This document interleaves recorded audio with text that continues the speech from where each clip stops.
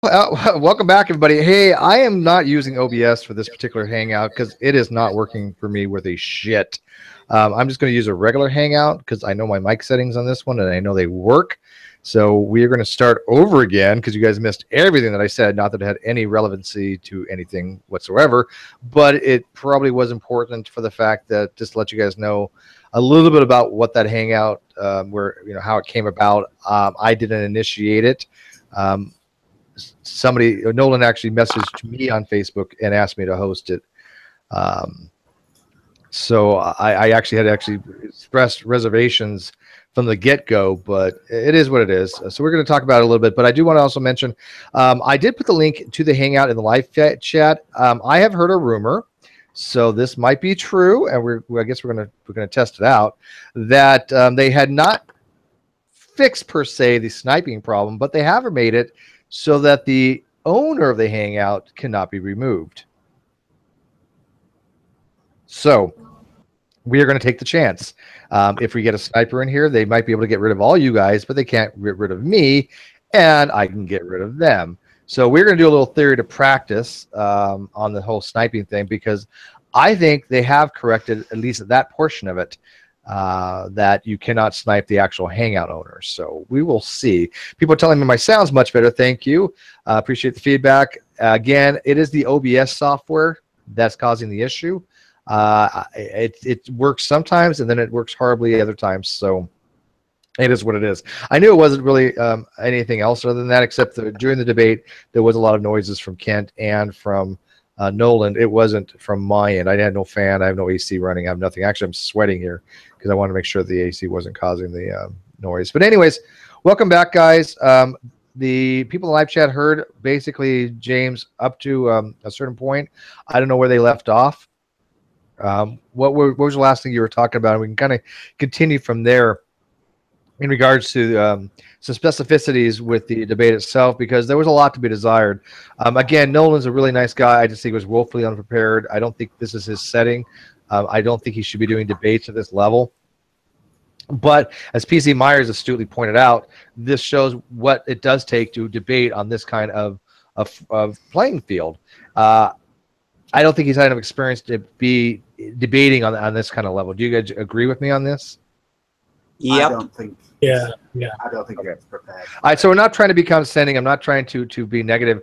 I think it needs to be brought out, because this type of level of debating, I would even engage in to a certain degree. I'm not a really great debater. I've won the last 2 debates, hands down. Yes, of course. But I don't like debating myself. I know I'm the host of the Great Debate Community, but it's not my favorite thing to do. I like to actually listen to other people debate. And when Would you say? What's that, Tony? Would you say you're not a master debater? Yeah. I am not a master debater. Ooh, boy, you're getting close there, guy. Yeah. Watch your tongue. Mic drop.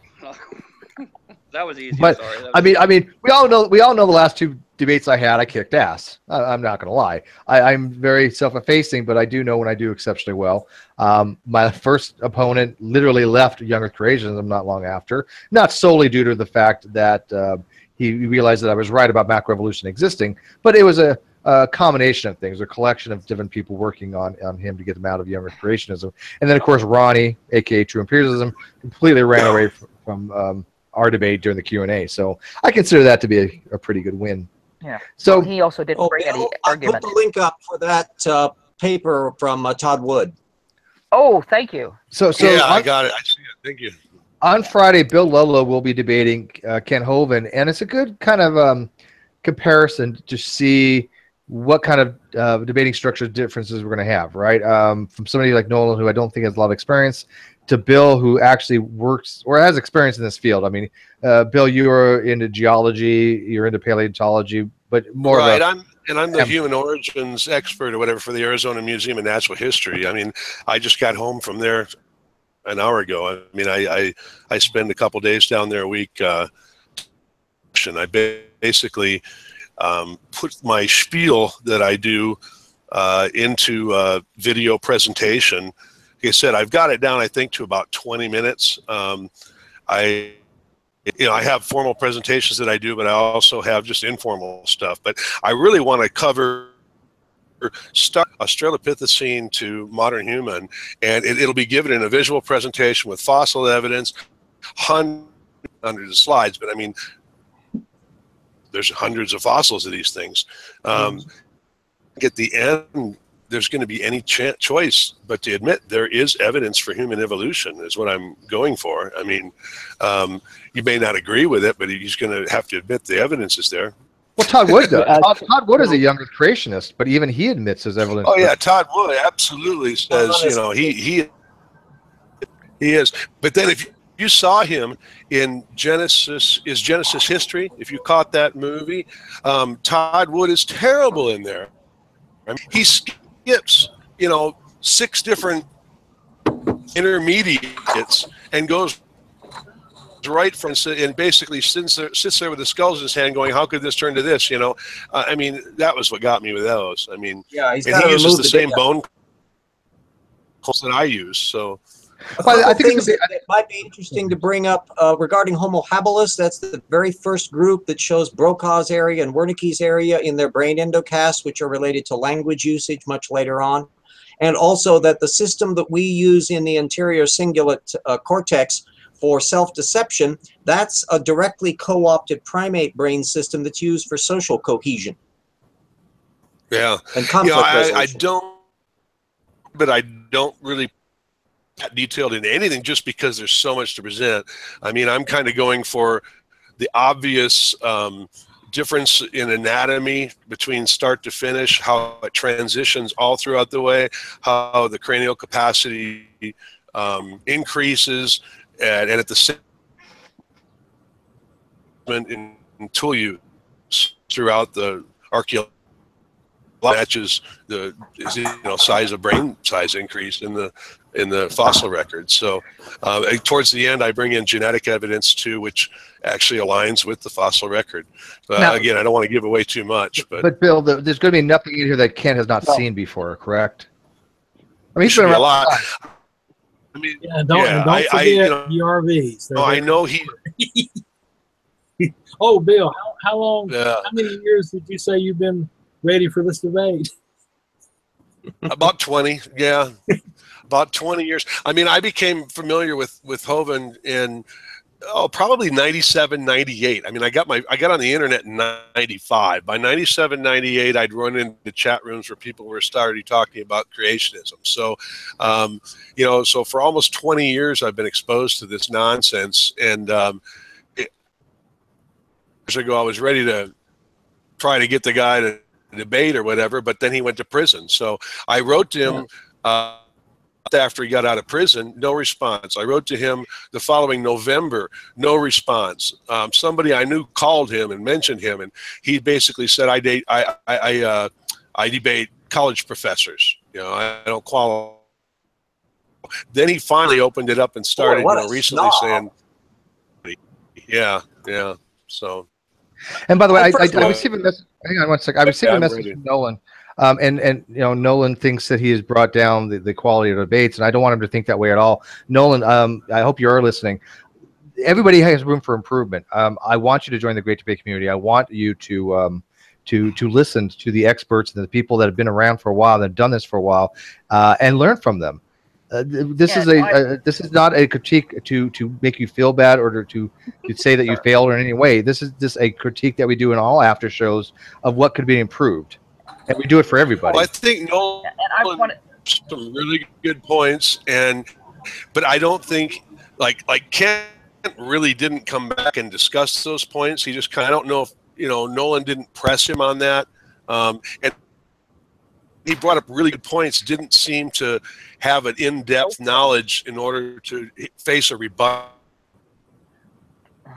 Always know your own sources he did bring up some and good the things. sources of your opponent, and preferably know both of them better than they do. And that gives you a confidence to be able to respond, because you got to be able to improvise in a debate, because your person is going to be saying something you may not expect. And if you know their apologetic argument as well as they do, you know what trapdoors are there because you're already reading them. And it is, and by the way, it is perfectly fine. One second, it is perfectly fine to say you don't know something. It really is, rather than try to pontificate on something that you're just not familiar with. And that's kind of what I see or saw happening. And I kind of was kind of cringing, going, this is probably something you just should say, hey, you know what?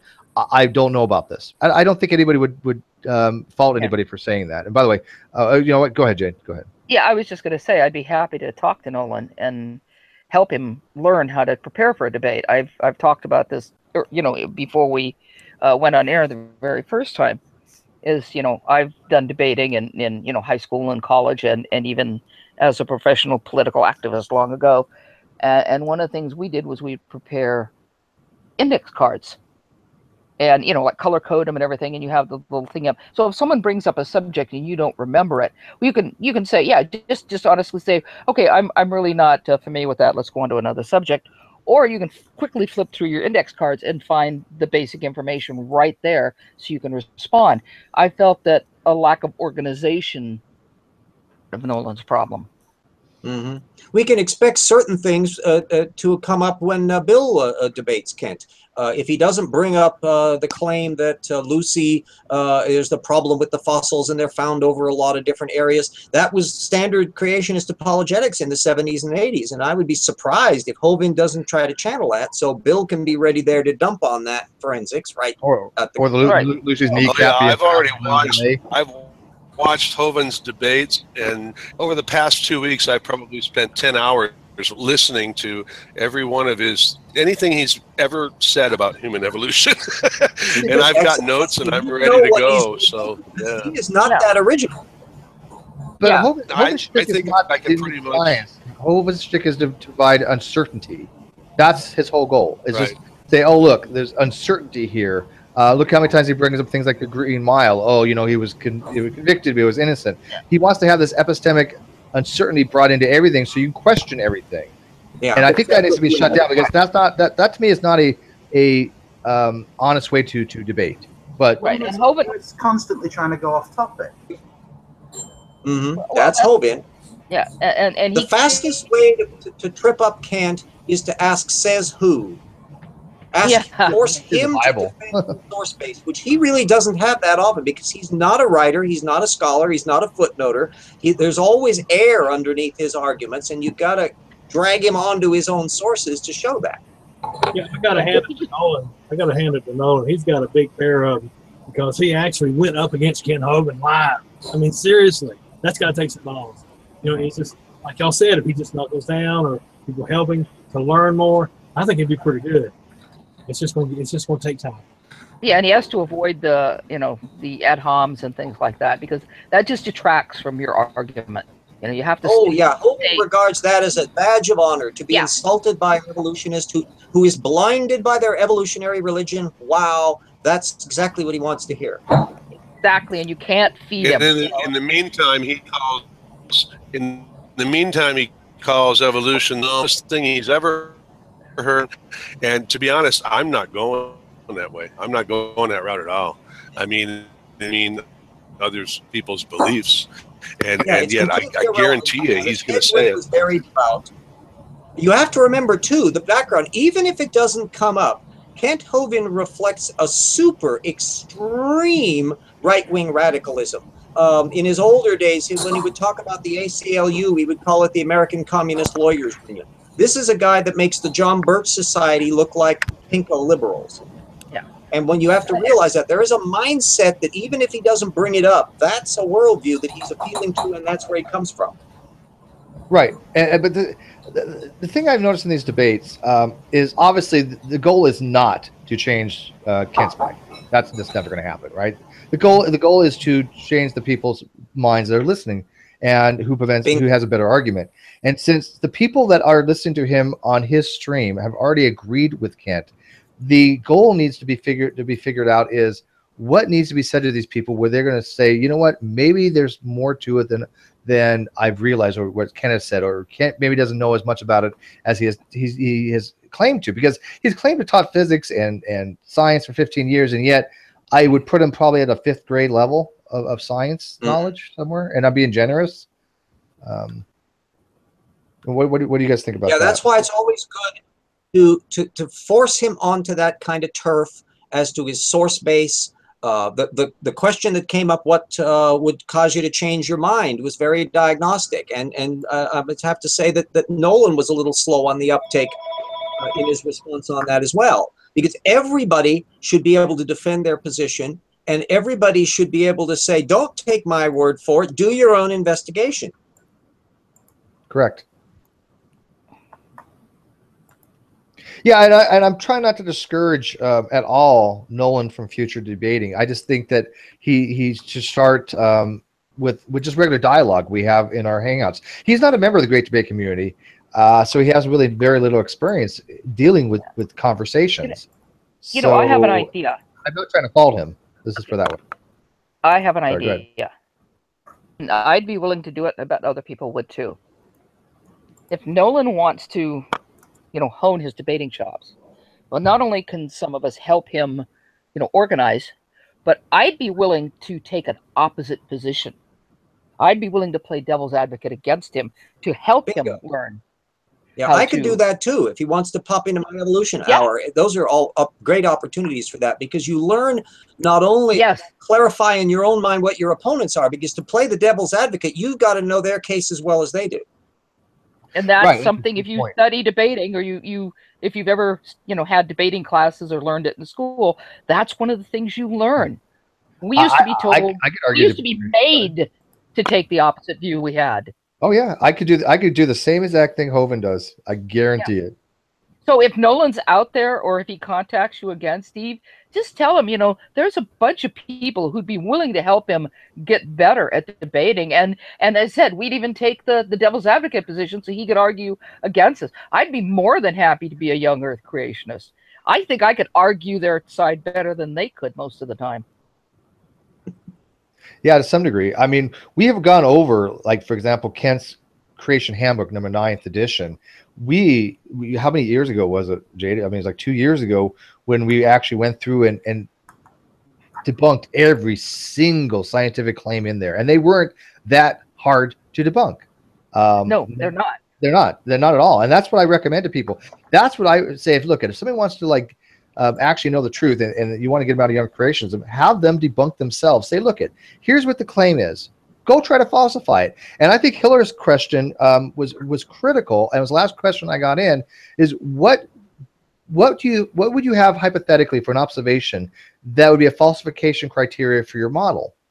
And he was really evasive about that, and with good reason. I understand why he wants to be evasive about that. To him, there is no falsification criteria for the biblical flood or anything else related to the Bible. There is no falsification criteria. Just as true of intelligent design. The same tactic applies there, because I study core issues. Speciation is transitional forms in particular. Literally, no anti-evolutionist ever thinks about what a transitional form would need to look like that they would allow to be true. Right. Literally. One thing about evolution. Oh, sorry. No, I was just going to say that's one thing about, like, in evolution. You know, they say, well, how do you falsify evolution? And a good many of us will probably give a whole damn list. This would falsify evolution. You know, just right off the bat. But see, they, like you said, they I hope you asked that same question. Steve asked that same question during the debate with Hovind at the end, because I will. I'll have to modify it a little bit. I try not to ask the same questions. Like, people in the audience, you know, they're asking the same questions I asked last time. For example, like, you know, can you define kind? I'm not going to ask them the same questions we've already asked in prior discussions and debates, right? Yeah, well, and I did have... Traditional form definitely applies to human evolution, because if you ask what it takes to get from a primate to a human, it's not magic. Things have to happen in terms of the physical anatomy, the biology, and other things. And of course, the stuff that you can't get from a fossil, you have to be able to infer from another direction. So all you have to do is to home in on areas where you say, okay, you don't like this fossil. What would it need to look like for you to accept it? Please tell us how you could tell them apart. He's going to crash and burn on that question. I had a rather long question, which Steve didn't get to, but that's fine. About a particular volcano we have here, and I can never remember the name of the volcano, but it's at where is it? With the region? It's the Pinnacles. I'm in California. Pinnacles National Monument. Have you heard of it? Gosh, and it's not Mount Lassen? No. Pinnacle. It's a dead volcano. It's a very dead volcano. But here's the thing that's interesting about it. Pinnacles National Monument is only half of a volcano. The other half of the volcano is a couple of 100 miles south. The reason that there's two halves of the volcano because is of it's the plate sitting on the San Andreas Fault. Bingo. Well, we get exactly that same thing with the Deccan Traps in India. And in fact, there's a deposit on the western side of India that's even older, from 95 million years ago. But the Deccan Traps, the other half of it, which you can tell because of the very distinctive geochemistry involved, is in the Seychelles Islands hotspot in the middle of the Indian Ocean over the hotspot. The continent has moved past wave during the dinosaurs. Right. Well, here's the interesting thing about this. They've done, radiometric dating of the pinnacles, and it comes out to be, I think it's around 23 million years old. On the other hand, we know how fast the fault line moves. So using that information, it also comes up with about 23 million years old. So we have two completely different metrics that date the Pinnacles National Monument. And I imagine if you look at all of the geology relating to those two sites and the kind of biogeographical fauna that are found in those areas, and if they have ash falls or other examples, they're going to sync up just as beautifully. Right. And the Pinnacles is absolutely gorgeous if you ever, Google it or anything. The other half of the volcano doesn't look like much because sediments have covered most of it. But the Pinnacles is filled with just marvelous structures from erosion and what have you. But there's also quite a bit of wildlife there, eagles and condors and all sorts of really cool stuff. But I like that example so much, Jade. I got to research that one. I got to add that into tip. Yeah, right. Research that one because I think you'll find the radiometric dating one fairly easy. I think the one using the rate of the fault line is a little harder to find. But search for it and you'll find it. I'll search for it and see if I can find it too. Okay, but that's a good one because I want him to explain. What's the name of it? Enoch volcano. It's got a Wikipedia listing. Original volcano formed about 23 million years ago. Bingo. I just can never remember the name of the damn volcano. I don't know. It's like a metal block. The same way and then, of course, that stupid one down in Mexico, Yeah, I know. You know what? If I'm looking at the name, I can pronounce it. But if I try to think of it, I can't. There's one thing I wanted to mention to you guys. Kent Hovind said in his last hysterical video that he's redoing his videos and stuff. And he mentioned the lies in the textbook one. Now, if he redoes that video, please let me know as soon as possible. The reason is when he first did his lies in the textbook, he showed pictures of the textbooks he used. I bought every single one of those textbooks, except one, because it was an exorbitant price. But what I did instead was I bought the edition before and the edition afterwards. So you can kind of assume the one in the middle. And of course, these are all used and they didn't cost me a lot. So Ken Hovind lies about the textbooks in his lies about the textbooks. So if he redoes his video, I really want to nail him. I'm going to do a video. I'm going to scan the stuff from the textbooks that he's lying about. And if he's added new textbooks, guess what? I'll go get those. So just let me know. I'd love to have that information as well, Jade. That sounds juicy because it's in the same ballpark as Jonathan Wells and how he's misrepresented his claims about textbooks. Yeah. See, I'm wondering with these kinds of debates, what's a better route to take? Is it so much presenting the positive evidence for evolution, which is an educational thing, or is it more productive to have more of a refutation of the quote unquote what they think is positive evidence for young? Oh, it's a mix of both. A mix of both. Yeah, you definitely have to do both. I think I agree with that as well. You can't win without presenting evidence, but you got to be prepared for the baloney that they spew back. I mean, what about today where Kent said that there's no evidence of magnetic reversal? That one blew me away. And I'm glad you guys think that way. I'm glad you guys think that way because that is very important. In the earlier debates that Kent had, most of the scientists he went up against were not familiar with the young Earth creationist arguments.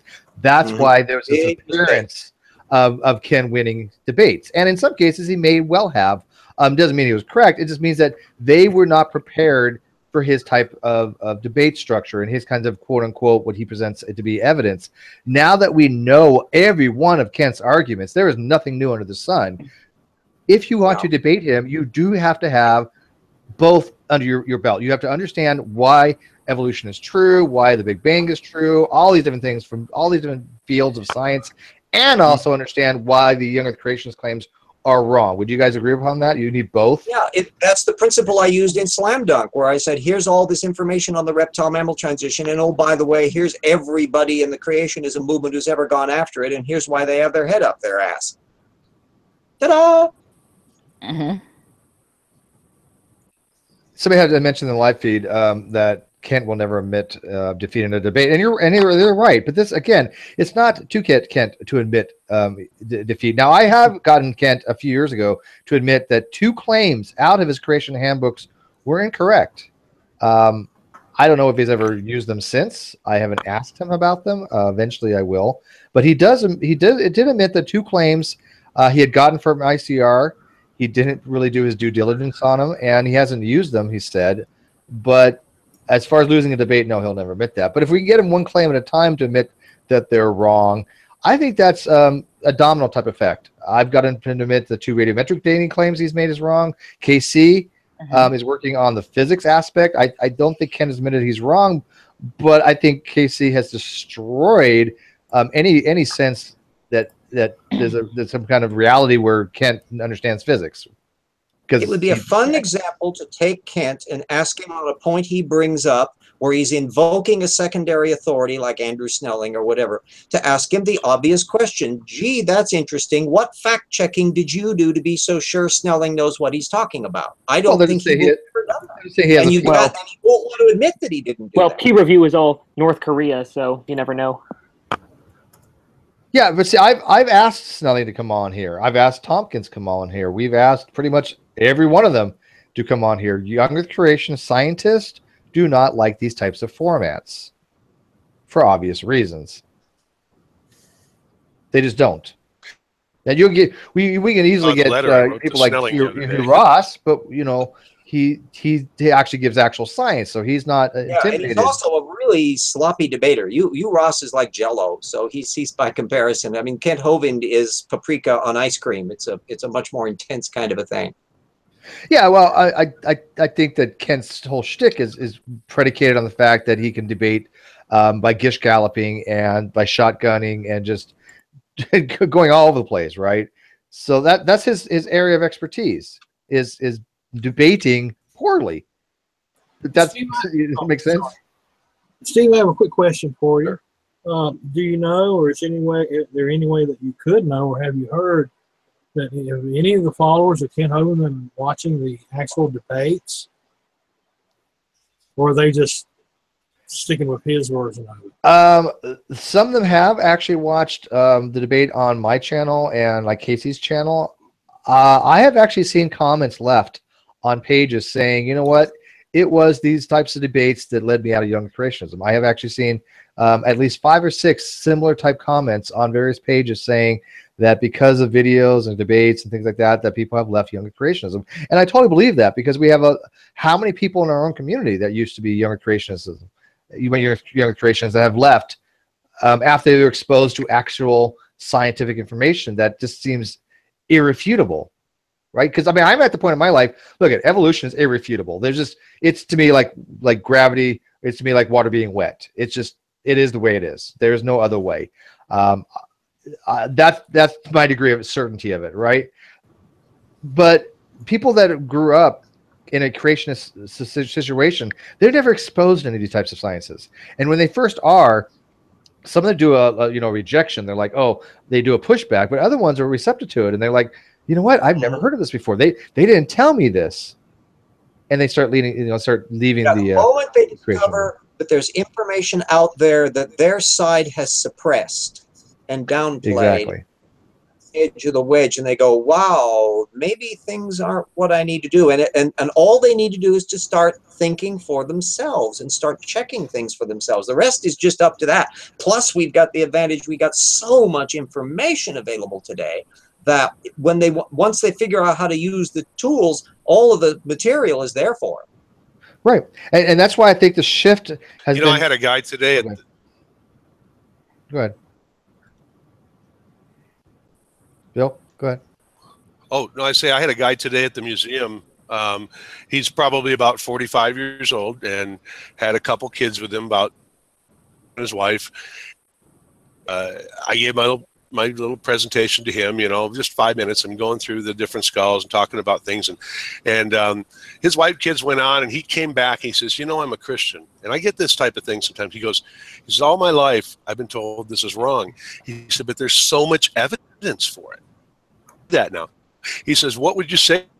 And I said, wow. I said, I said, all I would say is that telling us how this happened, but it's not why it happened.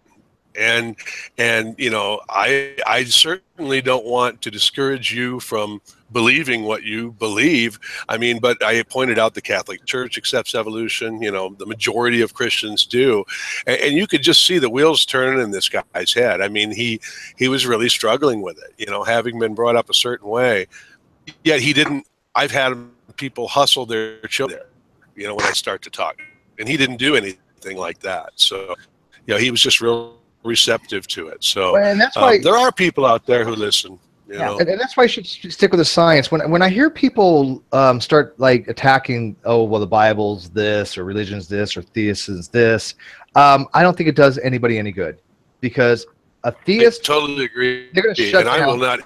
It might even talk about the Bible. I mean, I'm not there to talk about the Bible, and that's I'm not there to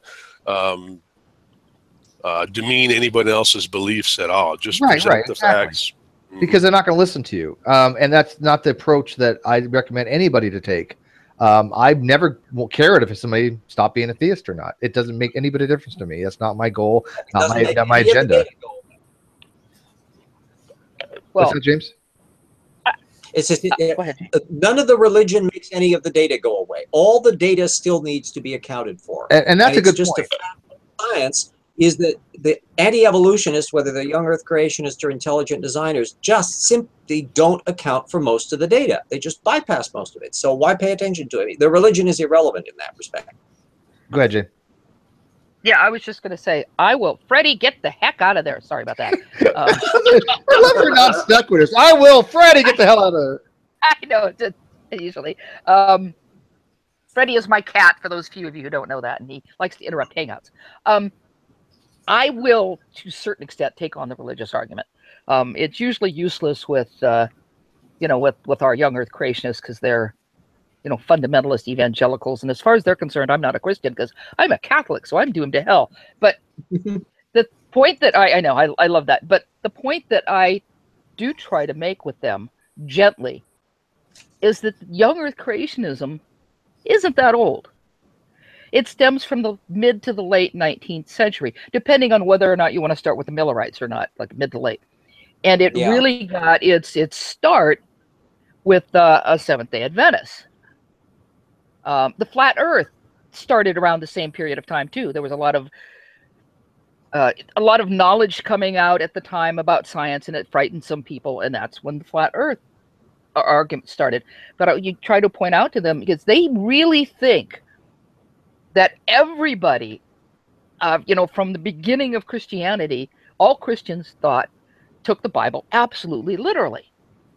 Most of them don't have much of an education in, say, the early church fathers, so they don't realize that, St. Augustine didn't take it literally the way they do.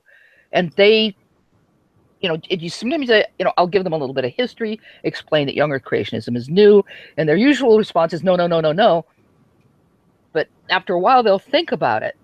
Yeah, if you look at somebody like Nicholas Steno and that, who was a cleric, who was one of the founders of geology, they actually hadn't bothered too much about chronology. They didn't really think in terms of anything beyond a few thousand years, but they didn't really bother about that. They were just trying to explain stuff. And by the time you moved into the 1700s and 1800s, and when you get to people like Sedgwick, before Darwin comes along, they never went through this has to be the flood thing, right, in proto-geology. So that's what makes it terribly ironic that then you have essentially George McCready Price from the Seventh-day Adventist stuff retooled by Henry Morris and company, and then slavishly copied credulously by the likes of Kent Hovind decades later, as though that existed as a long tradition. It didn't. No, and historically, if you look back at the early church fathers, many of them took the point of view that God gave us two great books, the book of the Bible and the book of nature, and that we were to study both of them, and which is why you do have, this business that religion was against science is basically shit, because science was, promulgated by often, religious men, usually men, who were clerics. But so much because the people who lived in a religious framework didn't get around much. So they didn't have to worry about what other people were doing over in China because they didn't know they were there. They didn't have to worry about what other people were talking about in ancient Egyptian tradition because they didn't know there was an ancient tradition. So by having that limited set, what really forced things into an evolutionary framework was the age of discovery, where suddenly it went from a few hundred species that were known in biblical times to a few thousand, and then 10,000, and then 20,000, and then 50,000, and then 100,000, and it just kept getting bigger and bigger and bigger, and boop, the non-evolutionary framework just could never keep up. No, but even if you go back to St. Augustine, who I spent a long time with a couple of years ago because there's a 4th century, right? Fake quote out there. Yeah, 4th and 5th, I think. I always get the hundreds and the mixed up, but he's pointed out, and I even have the quote here in his On Genesis, that if you find that your interpretation of the Bible, with the evidence you see, from science essentially, recheck your interpretation. Exactly.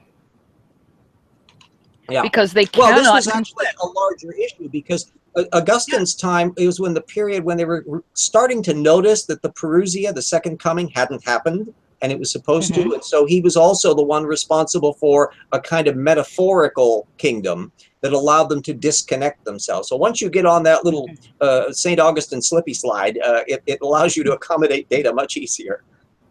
No, that's one way of looking at it. But his point and the early church fathers was well taken, that if assuming there is a God and God gave us this earth, this should be part of what we're studying, part of what we're researching. And then of course the church brought Aristotelian science in, and that became the standard model, and that hung sway all the way down until you start getting into the scientific revolution. Well, yeah, but although there were some Platonists, because Augustine was a Platonist, there was still a more Platonic group in there. But yeah, Augustinian science, especially after Thomas Aquinas. Thomas Aquinas was a huge Augustinian. So yeah, that was the model. Brief history of the history of science for everybody. Okay. Listening to you lot makes me feel dumber than mud. Oh, well, you probably know a bunch of stuff we don't know. No, he really doesn't. I'm going to get you for that, Thank you, Mr. Dump on him. Yeah, I'd just point out the irony of saying that with regards to Christianity and science, or religion and science in that way, Yahweh and science, that Bacon, it forms a very important part of that process. Yep. I love the way that a couple different Bacons knocking around in science too. So I always confuse them. Francis and then the other Francis. There were a couple, but they lived in different periods. Damn, I was thinking about the other kind of bacon. I like exactly. The one thing that's banned. The one thing that's banned turns out to be the best thing ever. I wish there was some younger creationists that would listen to the debate than would want to come over and discuss it with us. And I haven't seen that really happen yet. They'll come over to the web pages and they'll leave comments, and they're all fruit on the ground creationists. They're your typical younger creationist that doesn't know anything about science, just spewing the mantras, saying, you think you're an ape, the arcane logos level of incompetence. That's something I don't have much time for. And by the way, I don't censor my videos at all from the comment sections unless somebody is clearly trolling. And usually I give them about 3 or 4 attempts to have a conversation or see what they write for a while. But if all they do is just come on just to troll, I will remove them. It just If not, all it does is just makes it messy for anybody else who wants to actually read the comments. So I've had a couple creationists pop up, buyers popped up at hashtag tip and tried to joust with me for a while. My model is that is part of the data stream, and I want everybody to always be able to see his remarks and my remarks so that they can see how we deal with it, because it doesn't help their case any to be visible. Yeah, well, like I said, I will remove them after a certain amount of time if they just come over just to troll. Like, for example, you can come over and you can call me an idiot, you can call me an asshole, you can say things about my mom. I don't give a shit as long as you give reasons for it, right? If you can justify it, I'm fine. Give me a reason for it, and if you just can't do it, then you're just trolling. By the way, Blackjack, you've been trying to get in for a while. I think you got to stop doing that. Just jump on. You're never going to get a word in edgelight with Jade and RJ in the same room. And it's just not going to happen, dude. So you have to jump in. So go. And by the way, Blackjack, it's good to see you, man. You haven't been around very often. 50 plus hours a week. How's my mic first? Shitty as usual. Shitty as usual. But it's okay. Unintelligible. So I actually wanted to bring up one thing, because the geology and the actual science goes above my head when it comes to talking to Kent. But why doesn't anyone hold his feet to the fire when we talk about civilizations that existed 2,000 years straight through the flood, who have no flood stories to that regard, such as the Chinese, which is one of my favorite ones to bring up? Has anyone seen him do that? He ignores them. Yeah, his things are basically that the records the historical record of the Chinese or whatever can't be trusted per se. The only thing we can trust is the historical accuracy of the Bible, right? According to him. Yeah, and then of course an awful lot about certainly Chinese chronology is key to radiocarbon dating, and so he can use his little shoehorn. Oh, that's unreliable. The gold standard though is the Egyptian chronology, because even without radiocarbon dating, they straddled the flood, and boy, they're not noticing that while they're building the pyramids is a kind of a problem. Oh yeah, the pyramids alone. Matter of fact, it's funny, if you go to Answers in Genesis, I don't know if they still have it, but at a time a year or two ago, they actually had two different population growth models, one to account for the Noah's Ark, and then another one for the pyramids, and they were not the same growth model. Boy, I'd love to. Yeah, that'd be interesting if you have some. If you can track that one. Yeah, I'll see if I can track that down a little bit. Potholer did that like years ago. Yeah, Potholer. Yeah, I'll pull it up right now. Yeah, see if you can find that video. But yeah, that was an interesting thing, because it's funny when they use these population things. Do you guys remember when we had Jay Hall from Young Earth Science? Yes, he called it. Come on, he was an adjunct professor of mathematics, and he had actually came on Drag's channel. Jag hosted it with myself, Fiona. I think Jade was there. Max Hangs Out, and he's a mathematician, right? And his growth model for Australopithecus was such that he said if evolution was true, there'd be trillions of Australopithecus all around. And the reason he thought this, because he didn't account for any of them dying, and they were procreating their entire life, right? It's like they never died, and instead of having like we procreate within certain time frames for the most part, right? Between I don't like just above teenagers to 18, 19 to 30, I guess would be prime ages. But he had the Australopithecus breeding their entire birth through death, and there was no death. And Fiona shat herself. She's like, "Are you serious?" She's like, "Do you remember?" Because I was laughing. I was like, "He can't be thinking this. He's a mathematician. There's no possible way." No, he's using this weird exponential growth model. You have to start with 8 people. And no matter how quickly you breed like rabbits, there's going to be a time when you only got about 100 people or so, even with inbreeding.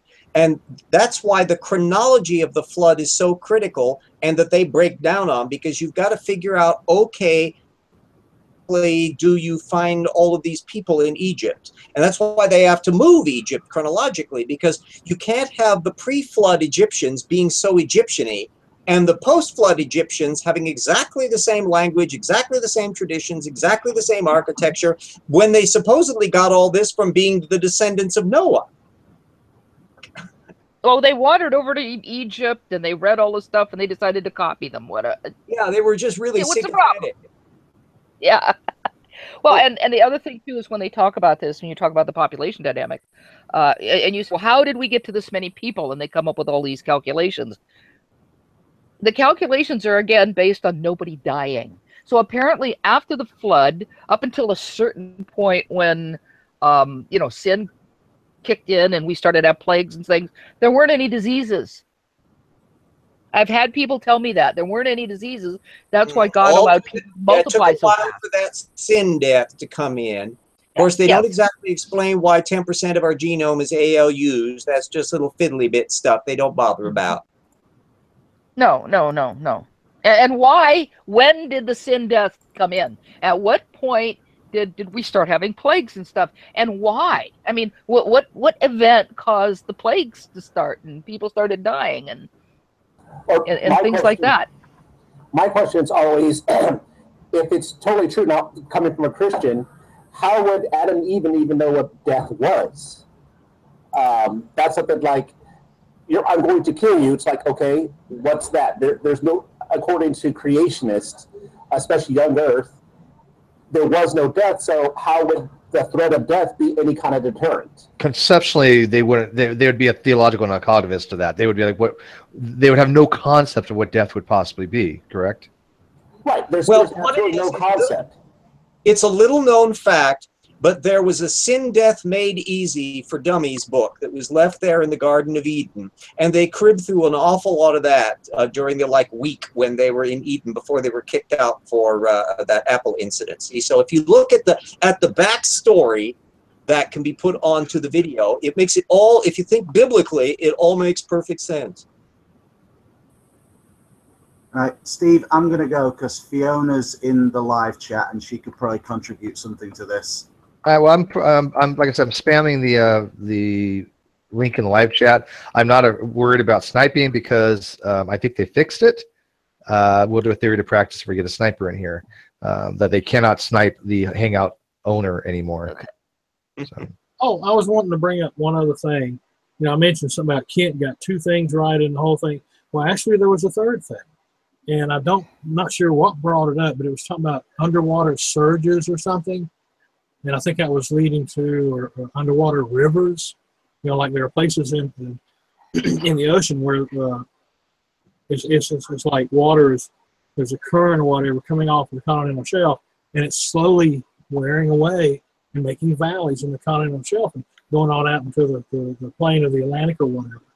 And sometimes these surges, there are surges and massive amounts of dust and silt or whatever come roaring, that's not a good word, come flowing down. Yeah, you're talking about the turbidity currents he was talking about?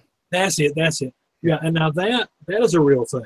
And I think that's where there was a massive find of Cambrian trilobites and stuff like that, or was it pre-Cambrian? Well, anyway, the evidence showed that it happened like that. There was a massive surge that buried everything. Can I make a point real quick? Hello? Can you hear me? Yeah, go ahead. I don't remember where I saw the math. I might have been Aaron Raw. Don't take that literally. But somebody did the math and found that in order in the time frame that the flood would have happened, the rain would have had to come down with the pressure of a fire hose. And that doesn't sound all that friendly. Real quick, Stuart, are you here? I know you were AFK. Are you with us? Or are you AFK? All right. I'm going to remove Stuart because he's AFK, and I'm going to get Fiona. So nobody else come in. Fiona, I'm going to give you the link, and Stuart, you can come in on a sock. There's the link, Fiona. There, go ahead. Thank you, Blackjack. I just wanted to mention I put a link in here from The Onion, which is one of my favorite links in it. That now. And it says, if someone could bring it up, I can't show it because of my connection. But for those of you who are wondering, go to The Onion and look at Sumerians look on in confusion as God creates world. That was beautiful. I haven't seen that particular one. That is, I love that. So they're like, wait a minute, we're already here. Oh, by the way, you guys are talking about Aaron. And I'm asking this very sincerely. Do you think Hovind was outright being duplicitous when he said Aaron who? He might have been insulting Aaron, but I think he's just an idiot. Well, here's the thing. I noticed when he said it very fast. And he was like, Aaron who? No, I don't know. No, I never seen. He No. literally a week prior had put a video out challenging Aaron and Thunderfoot, and he's like, "Well, I challenged a lot of people. I'm quite sure he knows who Aaron is." Oh yeah. Now he's afraid of Aaron. Well, if I was Aaron, I wouldn't waste my time debating Hovind. It would be a great, obviously, thing people would watch, and I totally get that. But Aaron, and Aaron, you know what's funny? Aaron does want to debate the top echelon, and I don't fault him that he should only debate the top echelon. But what does Kent have that's anything new for Aaron? Aaron's seen it all, right? I mean, Aaron's more or less done in like a series debunking Hovind, hasn't he? Quite a few. I mean, he's done a series debunking the flood. I can tell you that. Yeah, I mean, I'd love to see it. Don't get me wrong, but I wouldn't hold my breath for Aaron to debate Kent. I mean, he's top echelon. Hovind is not that. Steve, I want to make a plug here, and I was hoping maybe you could put the link out in the main chat. This Fiona, you're responsible for this. She hosted a big hangout about the science of the biblical flood, and it was awesome. And that's the link to it. So if anybody wants to check that out, because the stuff about the water falling and how the pressures and stuff, atmospheric pressure with the ice shell or whatever above the earth, all these different things are in there. And it was really an awesome hangout. To me, it's a must-see, really. Thank you so much for that, Fiona. I had fun with that hangout, I must admit. But the thing that puts a kibosh on a global flood for me are the cultures that existed continuously before, during, and after the flood. And I have to ask, we have the archaeological evidence of these cultures. Were they somehow experts in underwater basket weaving or underwater pottery? How do you light a kiln underwater? They were briefly mer people. For me, that says you couldn't have had a global flood. We can find evidence of floods all over the world, but they all date to different times. Now, I've heard an argument. It was a brilliant argument, I thought. Stupid, but brilliant. That the flood slowly encompassed the globe, a bit like a tidal wave. Right? That's the tub overflowing model of the flood. Yeah. Oh, so I everything left was running ahead of it. Yeah, everything was running ahead of it or getting behind it. So although it all happened in the 1 year, not the entire surface was covered at any one time. That still doesn't work. I mean, it was ingenious. You think that might work on the flat hexagonal Earth? Probably not. It would just all fall off the edge. You think Hovind still believes that if you spread out a water drop enough, it could cover the whole Earth? I hope not. No, but see, the elephants would catch the water falling off the edge and squirt it back on top. And then, of course, it just hits the turtle shell. As Aaron Watt and many of us said, it's just inefficient to do a flood. It's just Just snap your fingers and get rid of them. Yes. Just get rid of them, for fuck's sake. The flood is unnecessary and overkill. Can't it just be an effing miracle? The same problem with Exodus groupies. The Exodus groupies want to find some explanation of the Exodus that's both miraculous but yet really super sciencey. And so they try to pin it to the Santorini eruption or to Velikovsky's comet or whatever pops in there. Why not just have a damn miracle? Velikovsky's comet. That was the reference to Venus being formed out of ether, yeah. right? And I was a Velikovskyan for a while, so That's I scary. am a That's scary. here. Really? I thought that was one of the stupidest books I've ever read. Worlds In of Collision. retrospect, I just cringed that I had my head that far up my ass. But I learned an awful lot about why my mind went astray and how I learned about proper scholarship and how to check sources and stuff and wean myself off of secondary redaction, which is why it's so easy for me to see a secondary redactor. I go, whither but for the grace of Providence go I. Oh, Fiona, did you finish what you was talking about there? I can't remember what I was going to say. There was something I was going to say. Oh yeah. Somebody in the live chat had brought up, you know, the sediment a mile thick around the globe. And as I said, yeah, we can find all these sediments from floods, but they don't date at the same time. But the other thing we have is we have erosion between sediment layers. And they explained that, well, that happened due to tsunamis during the flood. And then I've asked the question, well, what about these really fragile insect tracks that we find in between different sediment layers? And burrows Magic. and all of that stuff. Yeah, Magic. because if it was a tsunami that eroded the surface away, wouldn't it also erode away the insect tracks? No, you see, Fiona, right? They will come up with any excuse they want. They will say that God is testing faith or something. It's not. You've heard this all before, but it's just not reasonable to use these arguments. They're going to come up with anything that they come up with will work. But here's where I start to have real trouble. Everybody knows I'm a Christian as well, right? Yep. But if you want to say, look, I don't care what science is. If they want to say I am a biblical Christian, I believe every word of the Bible is literally true, is completely inerrant, and Bishop Ussher got it right when he did the calculation. And I take on faith that there was a global flood. And by the way, somebody will quote mine the hell out of that and say that that's what I was saying. Anyway, if they want to say that and say, I accept it on faith, fine. I've got no argument with them at that point. But when they try to bastardize science in order, who's clicking? Oh, so that's when me.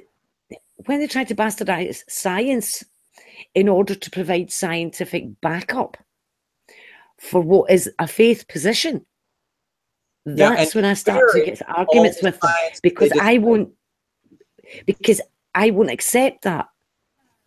You can't bastardize science for a faith position to back up that faith position and not expect anybody with a modicum of knowledge in science to push back on it.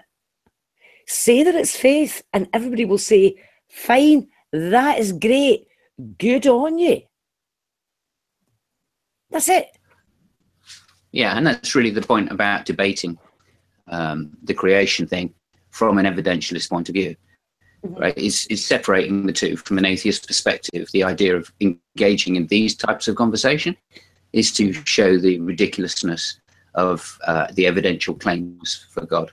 So yes, you know, that's why the Cal thing, what you were saying, Cal, I know it's repeating, but that the idea in the debate is not to get them to say, you know, here's the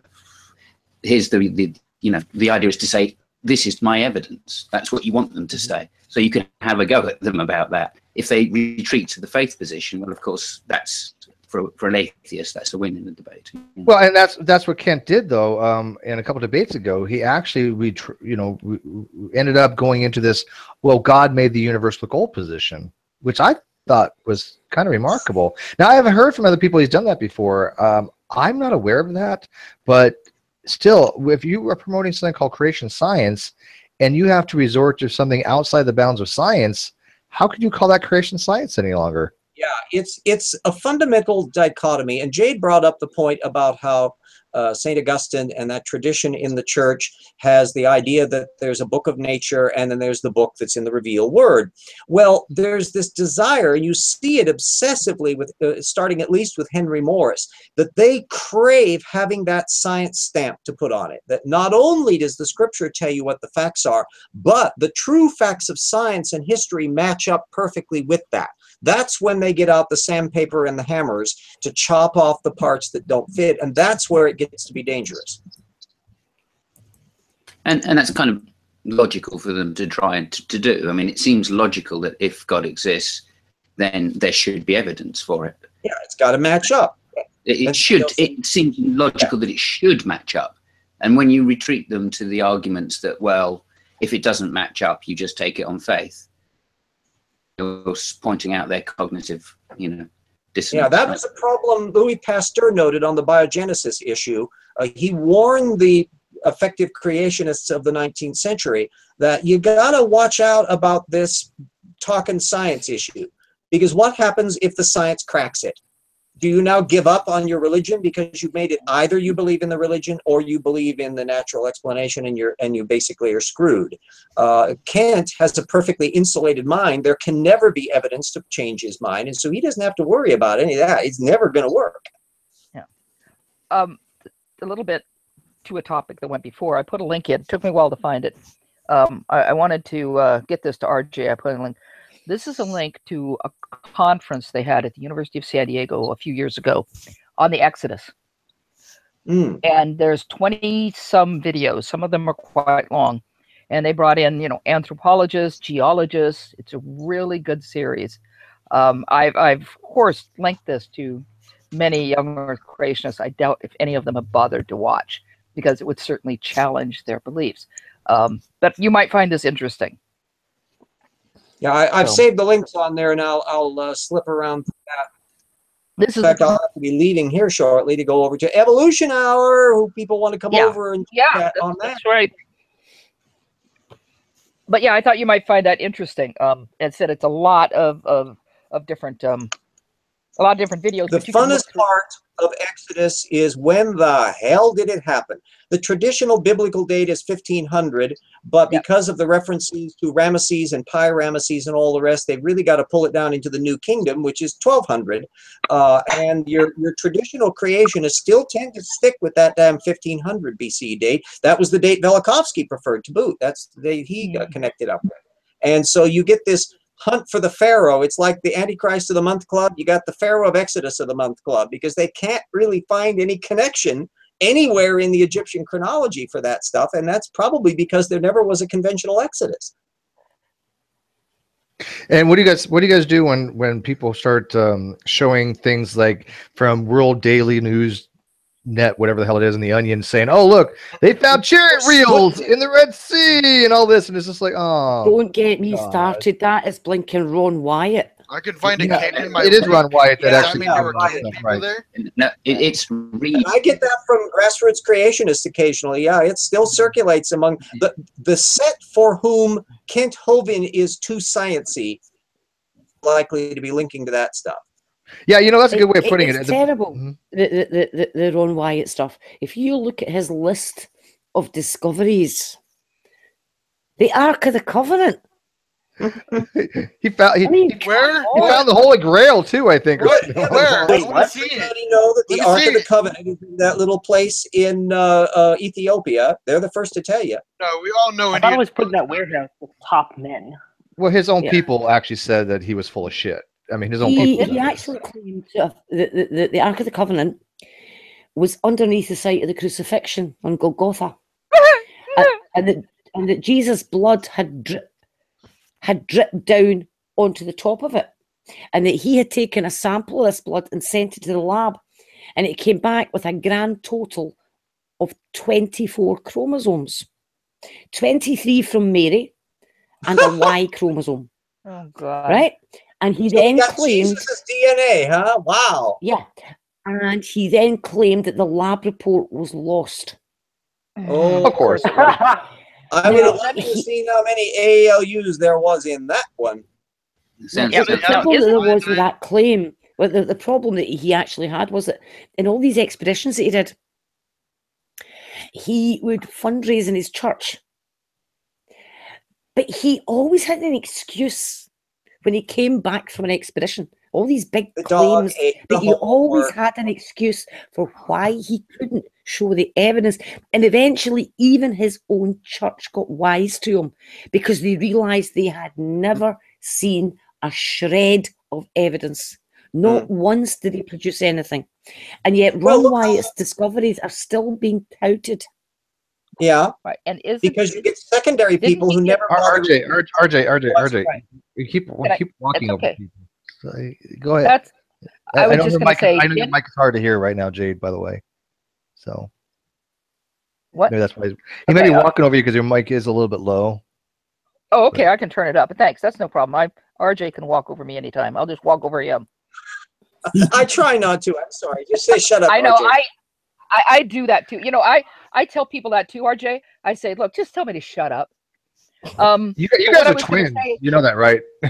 To God, we're separated. Well, he's a little younger than I am, so maybe he's my younger. I'm adopted, so who knows? Maybe he's my younger brother.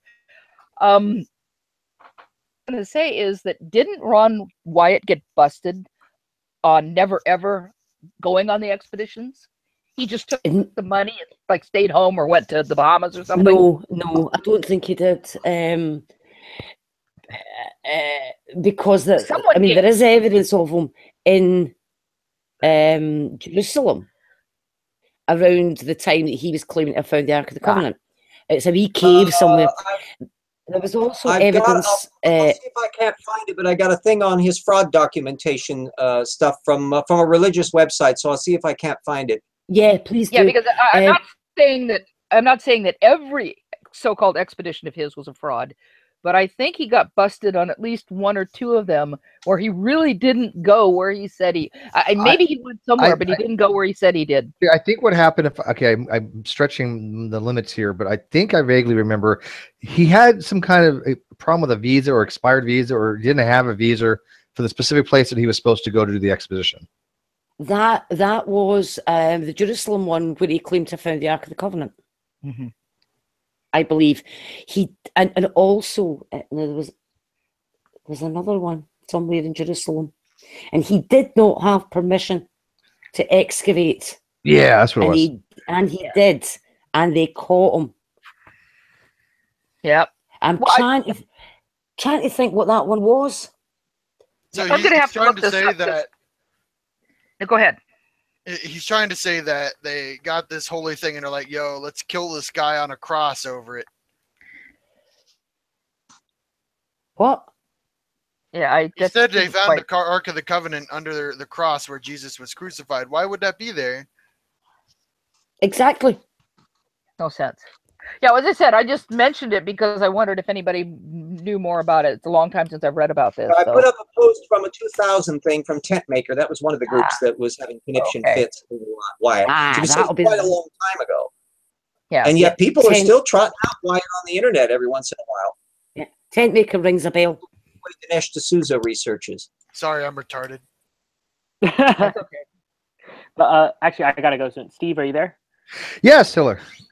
I'm glad I need to go, but I'm glad you liked my question at the end. And it wasn't. I won't say it was a rigged question. I'll just say I got a similar response to what I was expecting. Yeah, no, I think it was a very pertinent question that needed to be asked. Yeah. Okay. And the answer that he gave was really kind of revealing. I do think he tried to avoid having to admit that there was, in his worldview, there's no falsification criteria. Now I'm sure he'll kind of come up with something, but the younger creationist position, or at least, I don't even know if he even believes his own stuff anymore. But the younger creation narrative is that it can't be wrong, right? Any science that is in conflict with younger creationism, the science has to be wrong, according to them. Well, that's the problem with him. I mean, he sees as a nonsense, non sequitur, or whatever kind of BS he was coming up with when saying all good science starts with, okay, if this is wrong, or whatever, how can I falsify it? What evidence is needed to falsify it? That's just being intellectually honest, in my opinion. It is. So it's just it astounds me his level.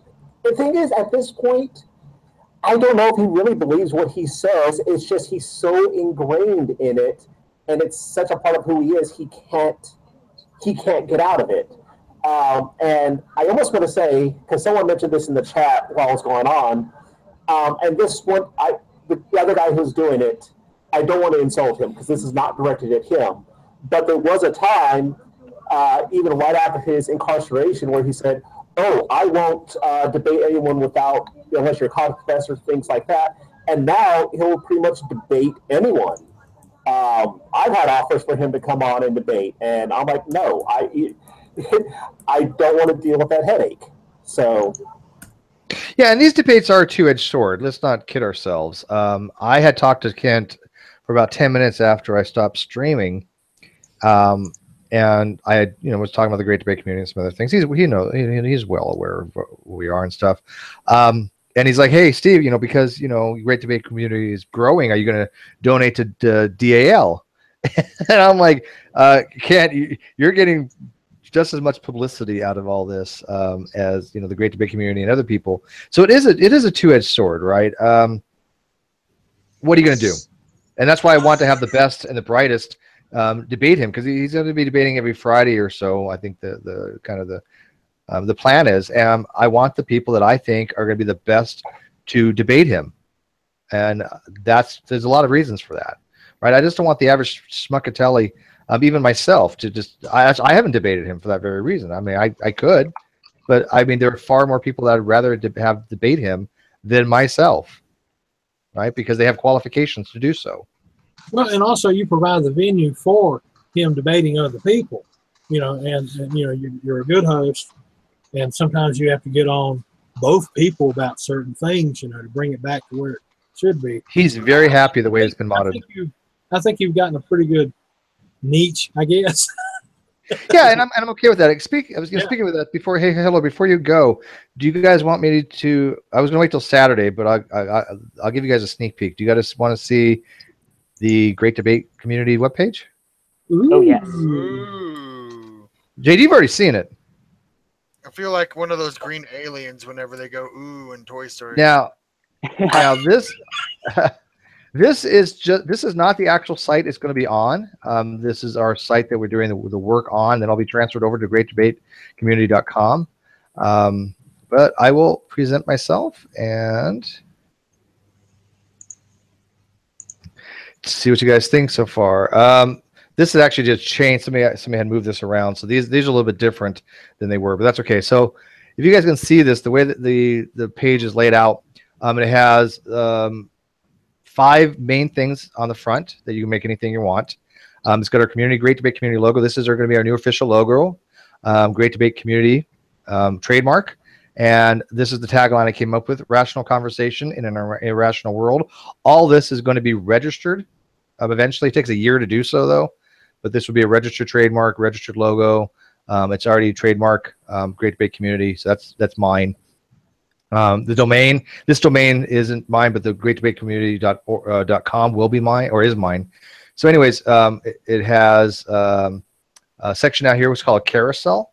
This has the last 5 posts, right? And it's all color coordinated for, if it's science or whatever. And I'm going to show the editors how to do this. So if they put a post up, they'll have to put a clip, like a little picture here. I'll show them how to do it, what's the best sizes and stuff like that, and to check the licensing, right, to make sure that it's a something with a Creative Commons or free without modification to use. And it's got the recent posts. It's got a search feature. It's got the categories here, or at the very top too, by the way. Basically the home interviews, right, like Helena Kurt-Knoll, Brian Sapient. It's got theology, philosophy, science. Pseudoscience we've broken down into younger creationism, intelligent design, flat earth, and of course Clown Car Posse. I made it pink. I thought that was now if you guys don't like the color scheme, we can change this. This is just something to start us off. I'm okay with it so far, but I'm not a web guy, so I mean, it's not abhorrent. Yeah, well, I mean, it's better than Ronnie's. So it's already a start. Come on, but I mean, if you want to set the bar a little bit higher.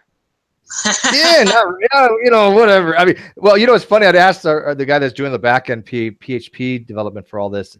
I said, so what we got so far, is that better than Ronnie's? And he said, our coming soon page is better than Ronnie. And this is our coming soon page. It looks like this. So this already is better than Ronnie's. I really like that layout. That is nice. I totally this is called a great mag layout. I like this layout as well. And like I said, it's got like the most popular down here. And then at the very bottom here, it has another menu bar that I put down here.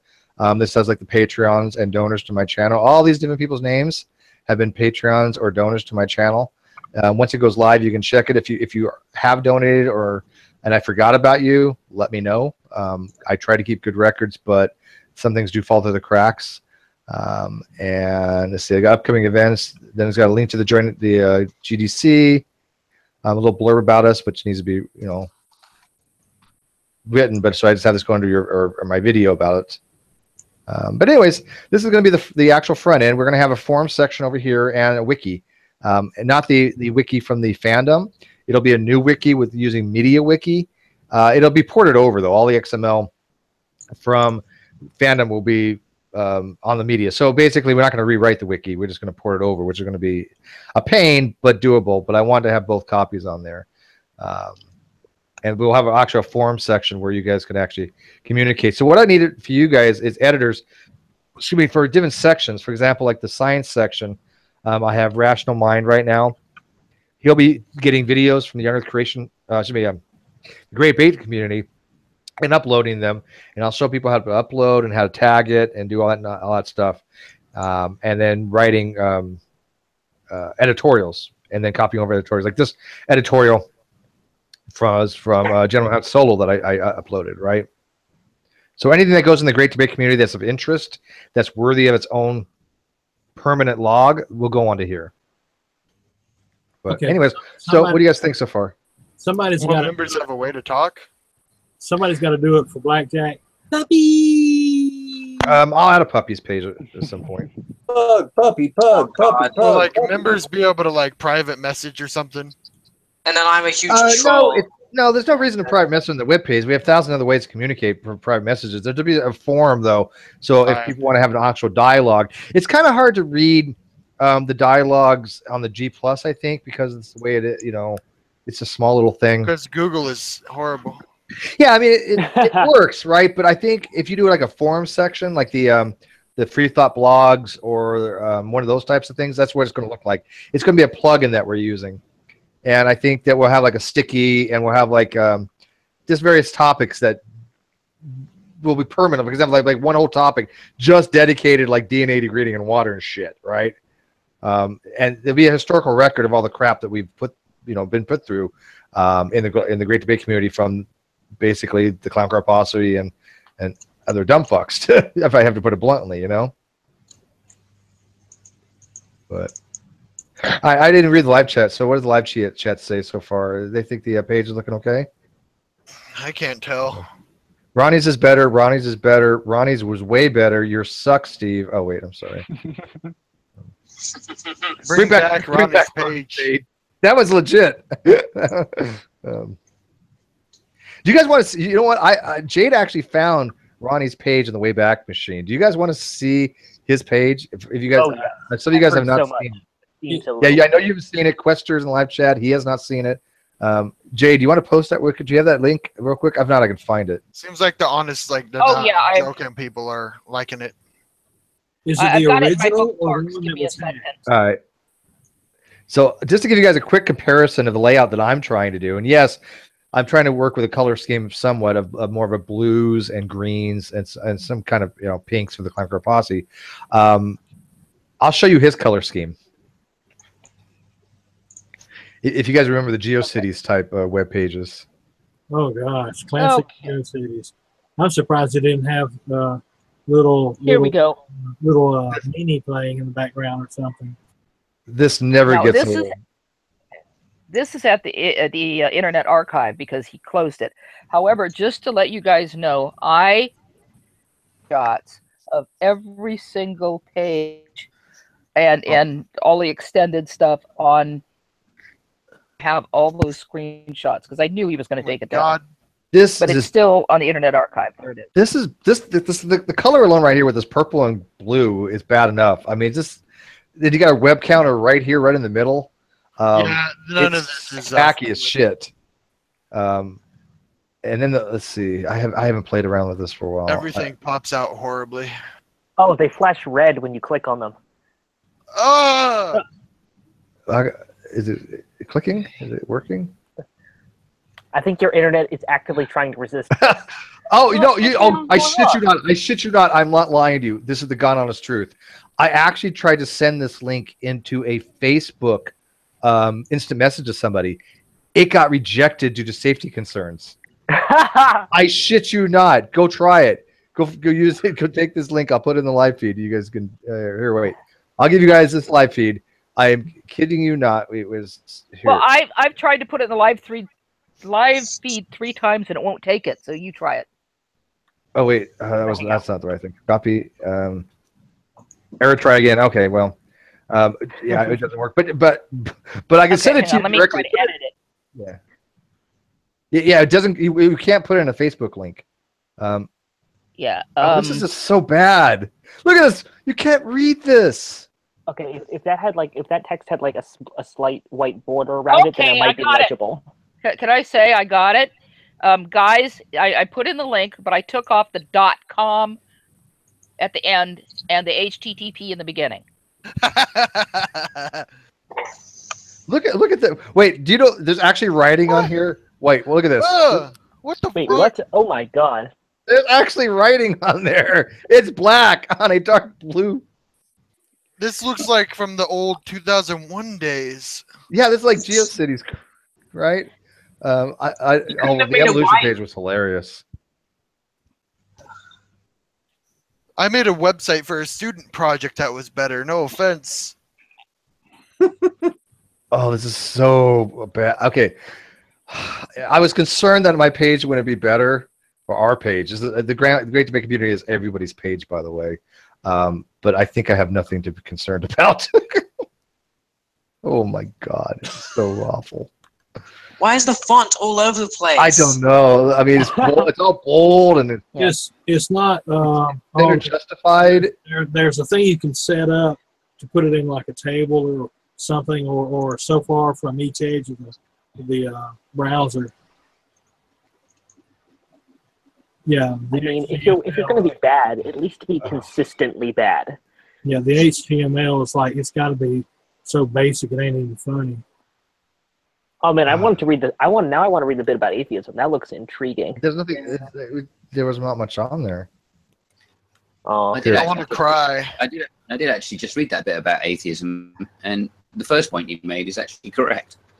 Yo, heavy holler. Sorry, but this is a crime against HTML. What, you mean is atheism the default position?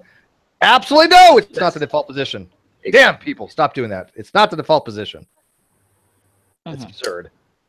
There is no default position. That's the thing. Exactly. Well, the default, if you want to say the default position is it's not answered. It's right. Yeah. If you haven't answered something, that's your default position. You don't have a say in it either way. You don't know anything. It depends on your definition of knowledge. I got to be departing for evolution hour, so I will be there. Out on my thing where I put I will be there. But anyways, I'm looking for editors. So, do you guys gonna? Jade is an editor. Let's see. Rational Mind's an editor. General Han Solar is an editor.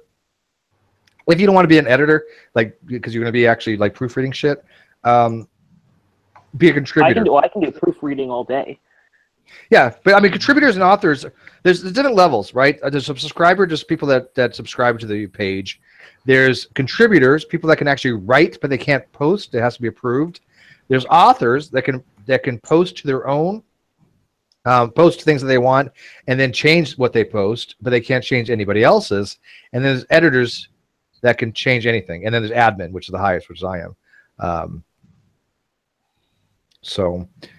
If people just want to be able to upload their own content, for example, if you're in the Great Debate Community network, such as like Hell in a Handbasket or Hannah Zuby, Reds, if they want to upload their videos, they will become authors and they can upload their own stuff. Because I can't, I don't have time to upload everything, right? It's just not possible. I mean, what I've uploaded already took a hell of a lot of time. It took like 3 freaking days. And between that and playing Team Fortress 2 and Counter-Strike, you know, it took all my time. So. Okay, guys, I just wanted to pop in. You guys already touched on a lot of the topics that I was already going to talk about.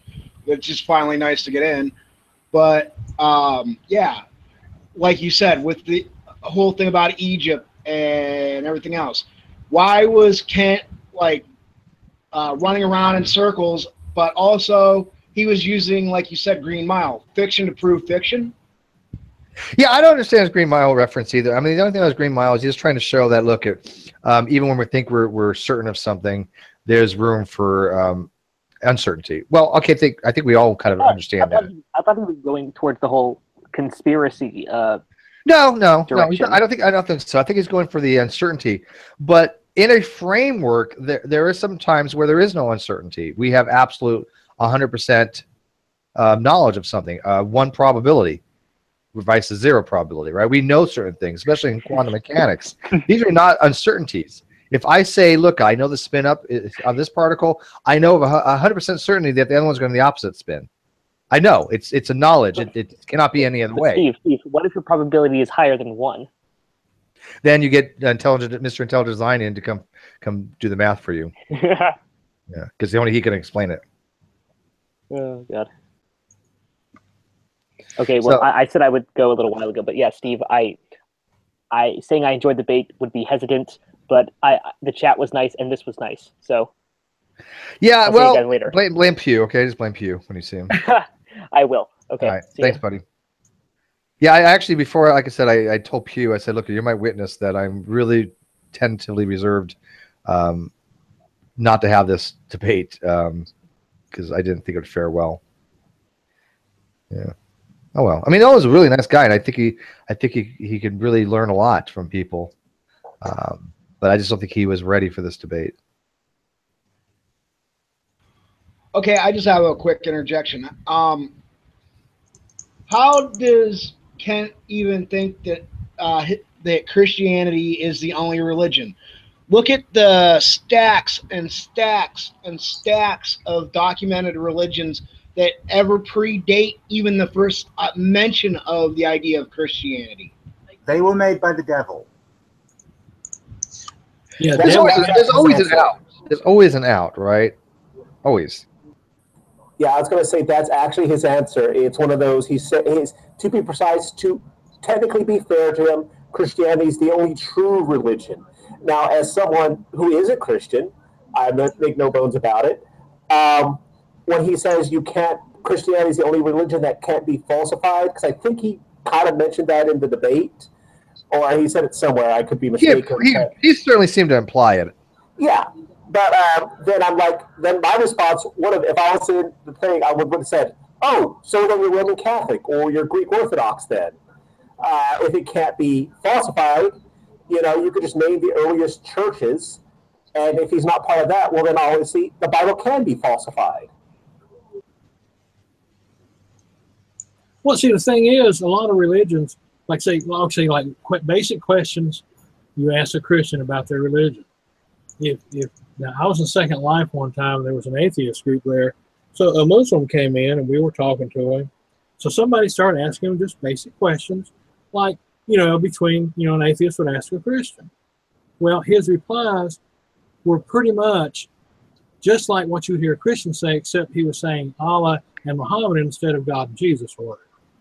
I mean, it was pretty much the same spiel, if you want to call it that. Well, yeah, that's one of those things, like whenever I host a debate, because I don't like debating, I like discussing. Although this Lies of the Devil guy, he's awoken something in me that I want to, so many things I want to correct him on, but of course he won't listen. But anyway, I always hold, whenever I host a debate, when it's religion against religion, I always say, okay, here's your claim. All right, so you establish the level of proof. Now, let's find another religion who can't meet that same level of proof. by your own estimations. I'm true because of X. Well, is another religion going to say the exact same thing with the same level of evidence? So then, by your own reasoning, you're both right, correct? It's always fun to see people dance around that and how quickly they become, quote unquote, an atheist in a debate, if you understand what I mean by that.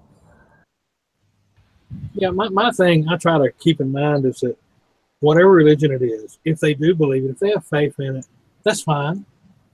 You know, just don't beat me over the head with it, or try to get in my government, or try to get in my schools. You know, believe what you want. I mean, that's fine. Okay, and I'm not gonna bash all Christians. I mean, sometimes I've made the jokes where it does seem that way, but I don't. I do have quite a number of friends who are Christian, and I can see their point. But like I said, there's a lot of Christians out there who are the unwillingness to even acknowledge the fact that their religion isn't even the oldest, or that it refers to so much of other texts from other religions. And then they forget that even in the Bible, the canon that they follow is been edited more times than Time magazine. It still gets edited heavily. I mean, they just keep adding to it too. Like all the religions that they consider their own are not. They're slightly altered religions from like mostly paganism. They just, it's like Christianity is this big fucking glob of glue, and every time it meets a religion, it absorbs just a little bit of it. Wait a minute, I thought that was Hinduism. No, that's a religion of racism. I'm kidding. Well, anyways, guys, I am going to bring this to a close. Yeah, I know it's kind of short, but there's other things going on. I still got some stuff I got to do as well. Although I'll probably postpone it. Who's Edward Smith? Who's this? He was in the chat earlier. I thought you were my dad for 10 seconds. I was scared. Edward, do we know you? You look like Yodi Slayer. Sorry, can you hear me? Yeah, yes, we can hear you. You have a wonderful mic. Yes, we can hear you. That's a beautiful mask. This is the. I'm just new. I just saw a couple of the debates earlier. Welcome. Oh, appreciate it. It's. I found with dealing with Kent, just listening from him, when he talks about the ark itself, no one asked him what the necessity of the ark is. Like, did the creator, his God, forget how to create new animals? I mean, what is the necessity of putting these animals on an ark?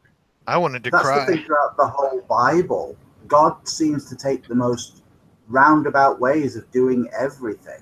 He's mysterious, okay? He could have just wiped us all out with a snap But God of is his mysterious. non-existent fingers. But he's mysterious.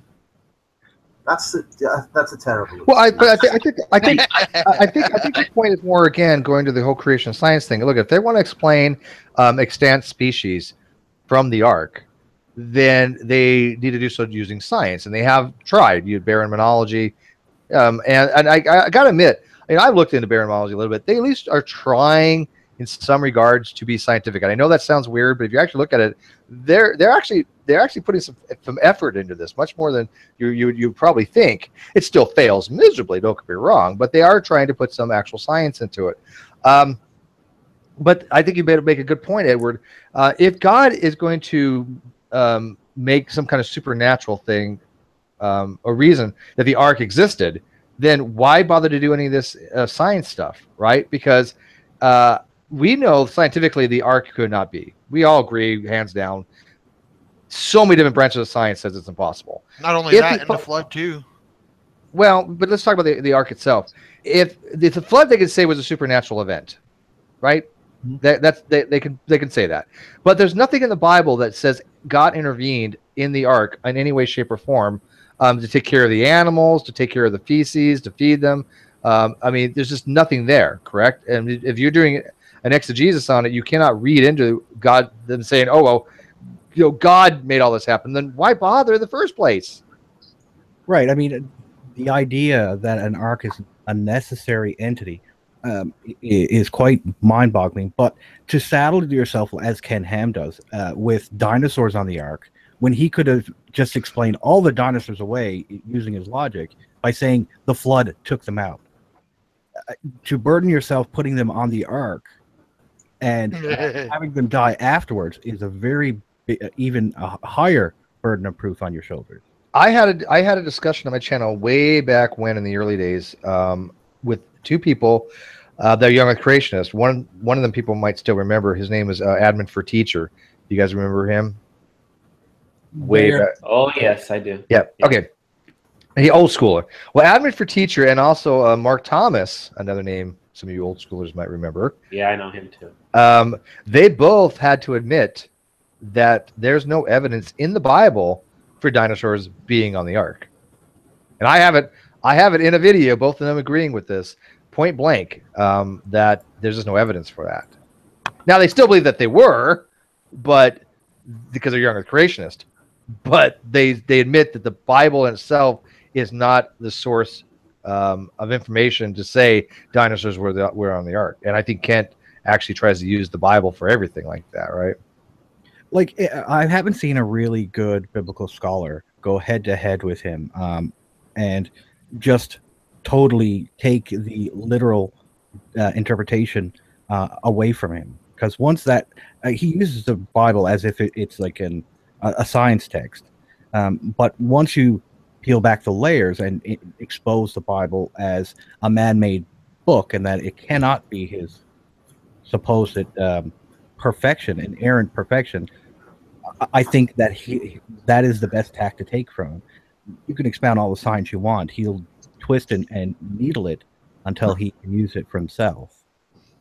Well, then there's also the thing like, okay, all-powerful God. Okay, here's an all-powerful God. He can do anything.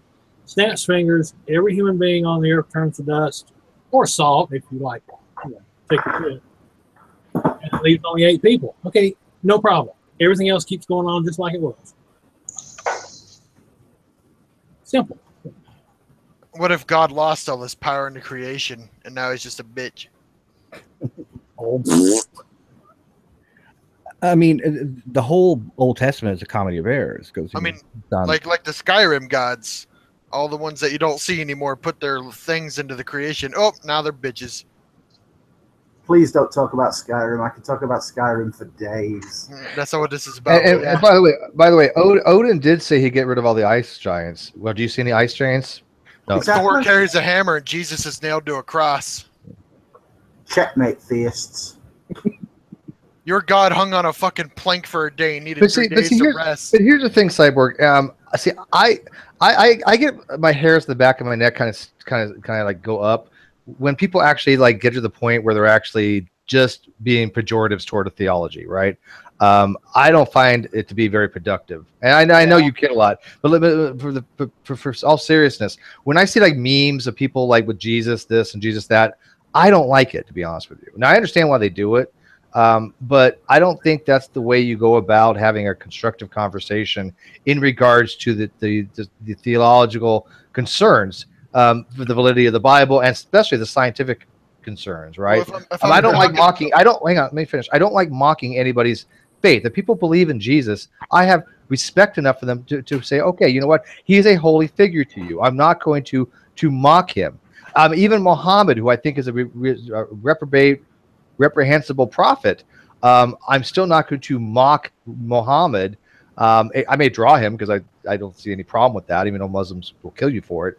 But I think that we need to show a little bit of respect for people's beliefs, regardless of how off the wall they are. If they have a theological belief, scientific beliefs, I don't care. You can believe. Like, I mean, if you're a scientific idiot, you're a scientific idiot. What about? Yeah, I mean, I disagree, and even some theists would disagree with that. When it comes to comedy, anything. Nobody has to agree with that.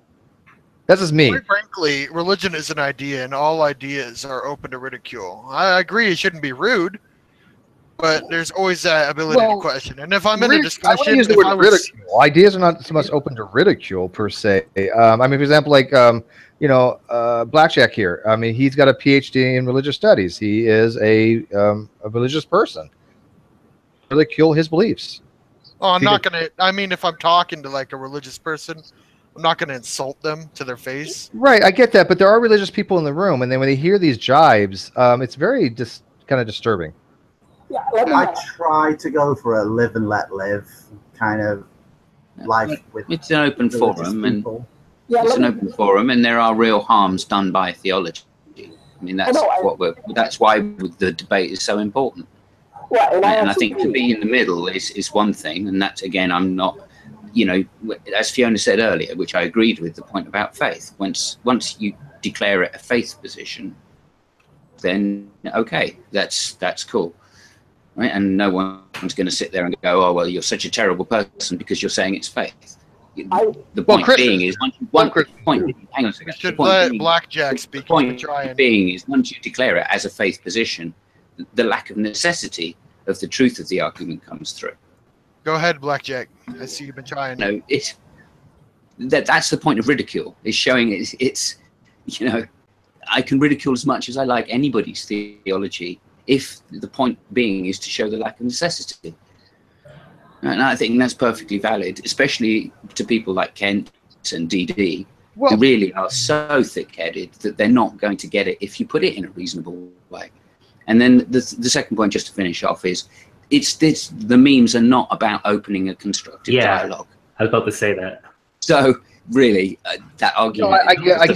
You don't want to actually have it. I get that, but again, I just find a level of disrespect in those types of memes. That's why you never see me post any of them. I mean, honestly, it comes from my personality and what I've been doing for the past 3 years, which is sitting in Discord chat rooms or TeamSpeak chat rooms talking shit with my friends. Yeah, go ahead, Blackjack. Yeah, no, I was just going to say, now, as a theist in the room, I actually have no problem with certain levels of ridicule when I can see where they're coming from, when they're just saying it to say as a joke or something like that.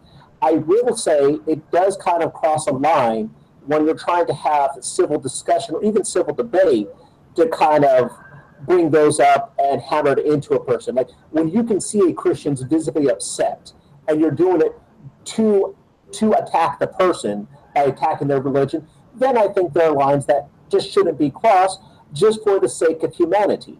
But that's me. I tend to, as you guys can see, I don't like stepping over people and talks and all that, but I'm a nice guy.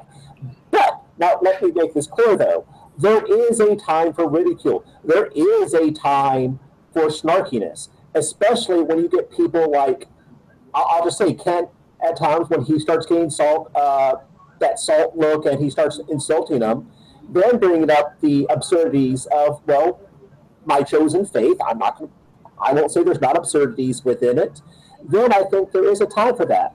But my life is lived by this idea of treat others how they want to be treated and how they tend to treat others. But that's how I look at it. So I'm not going to say at no time should a person not use memes or insult a person's religion, but I don't think they should be overused because there are time and place for it. If you guys understand what I'm saying by that. Yeah, I do. Again, it's an individual preference thing. This is not a one-size-fits-all ubiquitous thing. This is, we all have our level of comfort, right? And that should be challenged. I mean, challenging is one thing. No, anything can be challenged. Challenge is fine, right? But I mean, if there's a difference. Hang on, there's a difference between challenging and then being like disgustingly rude. People, not in here, but there have been times where people have been making like rude sexual comments about Jesus, things like that, in a hangout. Of course, that's completely inappropriate. It just doesn't need to be. No, that's the kind of stuff I'm talking about, right? Yeah. At the same time, that's not true that it doesn't happen. It's not true that it shouldn't happen. Right? I mean, not in a formal debate, no. Look, if you're talking to somebody who is just bastardizing logic in order to make a point and make you look and being condescending at the same time, okay, right? Some of the nastier people on here, right, that represent, and Matt Bell and many others that get into spangy matches and don't mind getting down in the mud. Well, if you want to get in the mud, I think reductio ad absurdum is a very good way of showing somebody's logic. That's not reductio ad absurdum, though. I mean, just being in the mud, just talking to no, Steve. It can be. That's not a reductio ad absurdum. So, Didi, an insult. You can insult someone rudely, right?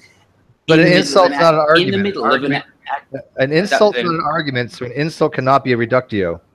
What I'm saying to you is, in the middle of a reductio ad absurdum, that you can insult somebody in this way that we're talking about theology. For instance, right? I can say, is it possible for God to create an asshole so big it can't be fucked? Right? Now that is a reductio ad absurdum of a philosophical position. Insult to somebody who is a theist, right? I just wanted to touch on point out an example. And that's, I'll make my jokes. They're jokes. But as far as the individual person is, unless they're a complete, I don't want to say moron, but if the opinion holds, I'm not really going to insult the person themselves, but out of a joke. But with the way things have been going, I did a report on my show about a pastor who has decided he won't even perform gay funerals. Now, out of the sake of just humanity's sake, why would you say, I do get the idea that it is the person's choice of religion, being that they are a minister of that faith, but out of the humanity's sake of it, wouldn't you just go ahead and perform the funeral for the loved ones who survived the person? Well, yeah, but I think you misunderstand me. I have nothing against insulting people. I insult fucking idiots all the damn time. Insulting people is completely fine. I try not to insult their beliefs as far as their theological beliefs, right? I don't say, Ocean, your belief in Odin and Thor is fucking making you retarded. You're a fucking idiot because you have a belief in Thor. I would never say something like that, even though I just did. But he knows it doesn't mean it. I don't mean it, right? Yeah. I mean, I wouldn't call anybody anything I wouldn't call myself. But then that's the theological, that's a position difference between Steve. I know. But I'll say, look, I think you're. Wait, I'll say, yeah. You know what? I think you're a fucking idiot if you think the Great Flood happened or the global flood. Or I think you're a fucking moron if you think evolution isn't true and that the Earth is 7,000 years old. That's fine, right? Those are scientific claims. Those are things. But my point is that I come from a different position. Right, so my inherent position starts right. Right, I'm not judging you. I'm just saying the conclusion of my position is that these beliefs are ridiculous. Yeah, and again, that's your position. That's mine. This is not ubiquitous. It's not one size fits all. Steve, the main difference between me and somebody who just shit talks, I'm not going to call anybody or insult anybody in a way I won't do it to myself as well. Like, I'll call you a retard, but I'll call myself a retard faster. I wouldn't call myself a retard. I'd call other people retard, but because they are. Ocean. No, it's because I'm an idiot. Ocean, are you here, Ocean? We can't hear you. I think Ocean died.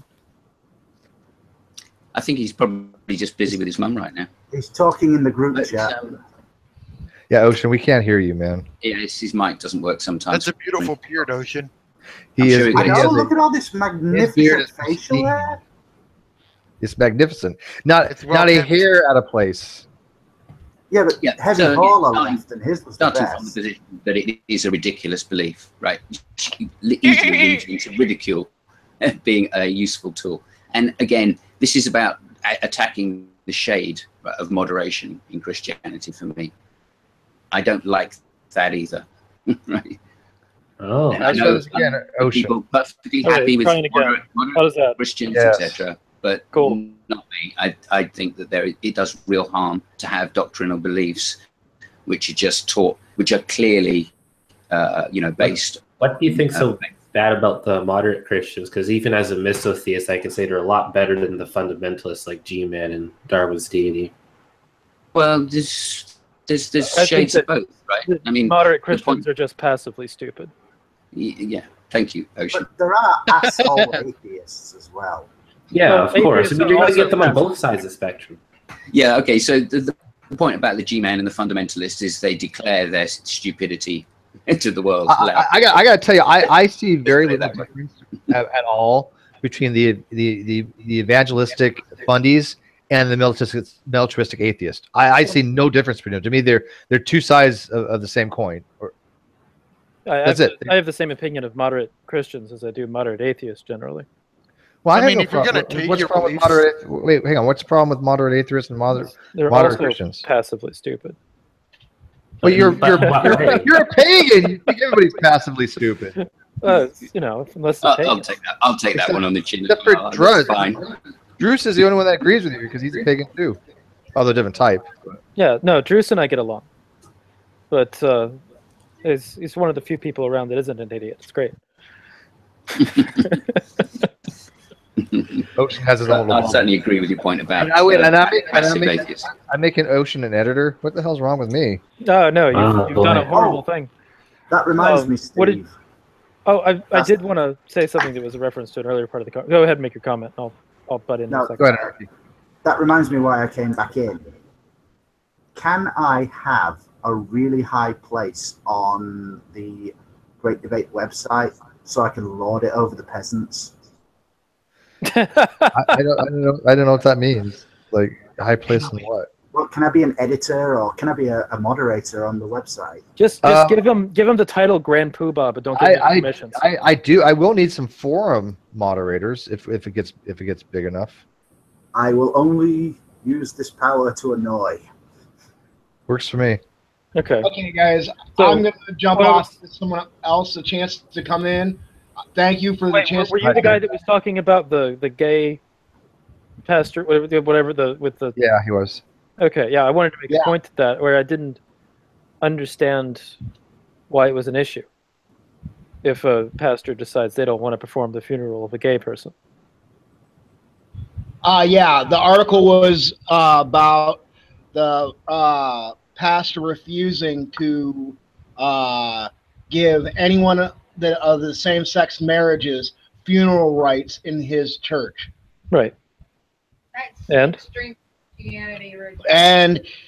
just out of decency for the people, the loved ones, whether they're gay, straight, or whatever, why wouldn't you just perform the particular ceremony they're asking? Because the funeral is a lot shorter than a wedding. Because they don't want to make a religious ritual inside of the halls of a building that condemns their behavior that they proudly exhibited.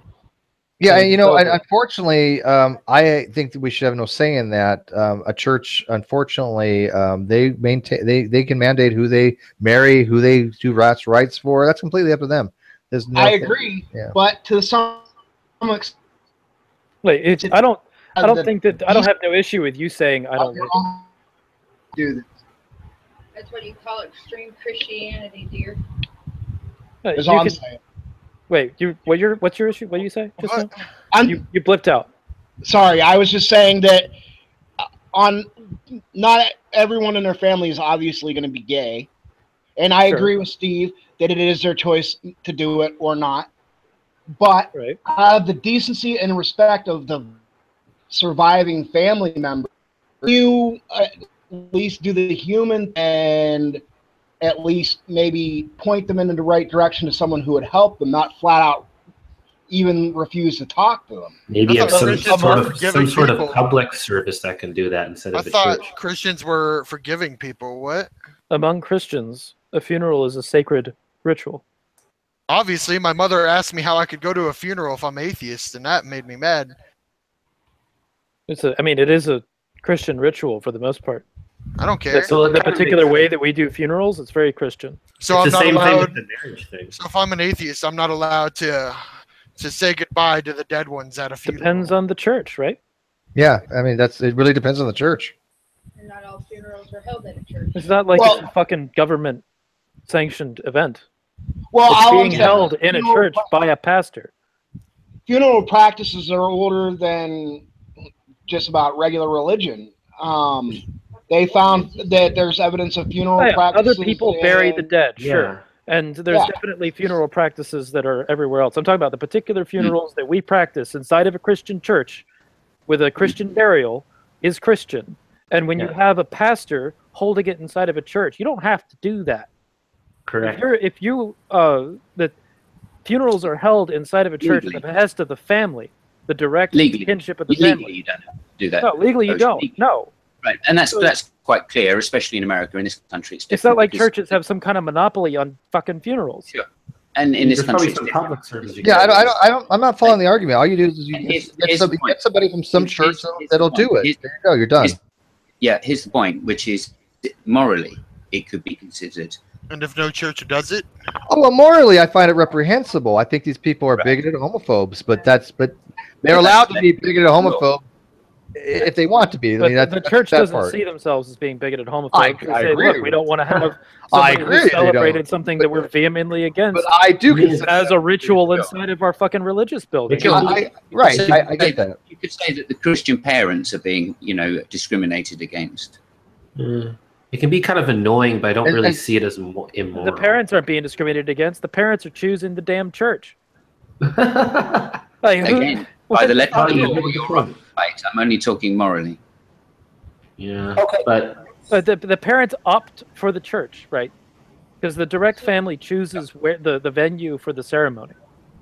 Yeah, if you don't want to hold it in a church that is like, we don't like gay people, then don't hold it. The family shouldn't choose that church, right? Fair enough. Again, by the letter of the law, that's correct. It's not like there's one church in town. There's towns that have exactly what I was thinking. There's like 5 other churches that are like 5 inches away. By the letter of the law, that's correct, of course. But maybe the parents would be going to that church for some length of time before they had the child, even. Maybe that is their family. Well, if the church starts rejecting their child, then that's on them, isn't it? It's a moral argument I'm making. I'm saying that looks to me immoral because they're discriminating against their own. I might agree on that. Which is to include Christians. It might be stupid. Where you and I would agree on that it's a dumb idea. I would call it immoral. They're discriminating against their own flow. There's also Sorry, Steve. Go ahead. Yeah, let me real quick. There's an interesting thing going on the live feed, real quick. I want to bring to people's attention. Then we can get back to the whole moral thing, which we're going to flog a dead horse on that one to death. But this whole about atheists having a higher suicide rate. Here's the thing. Let's assume let's assume that's true.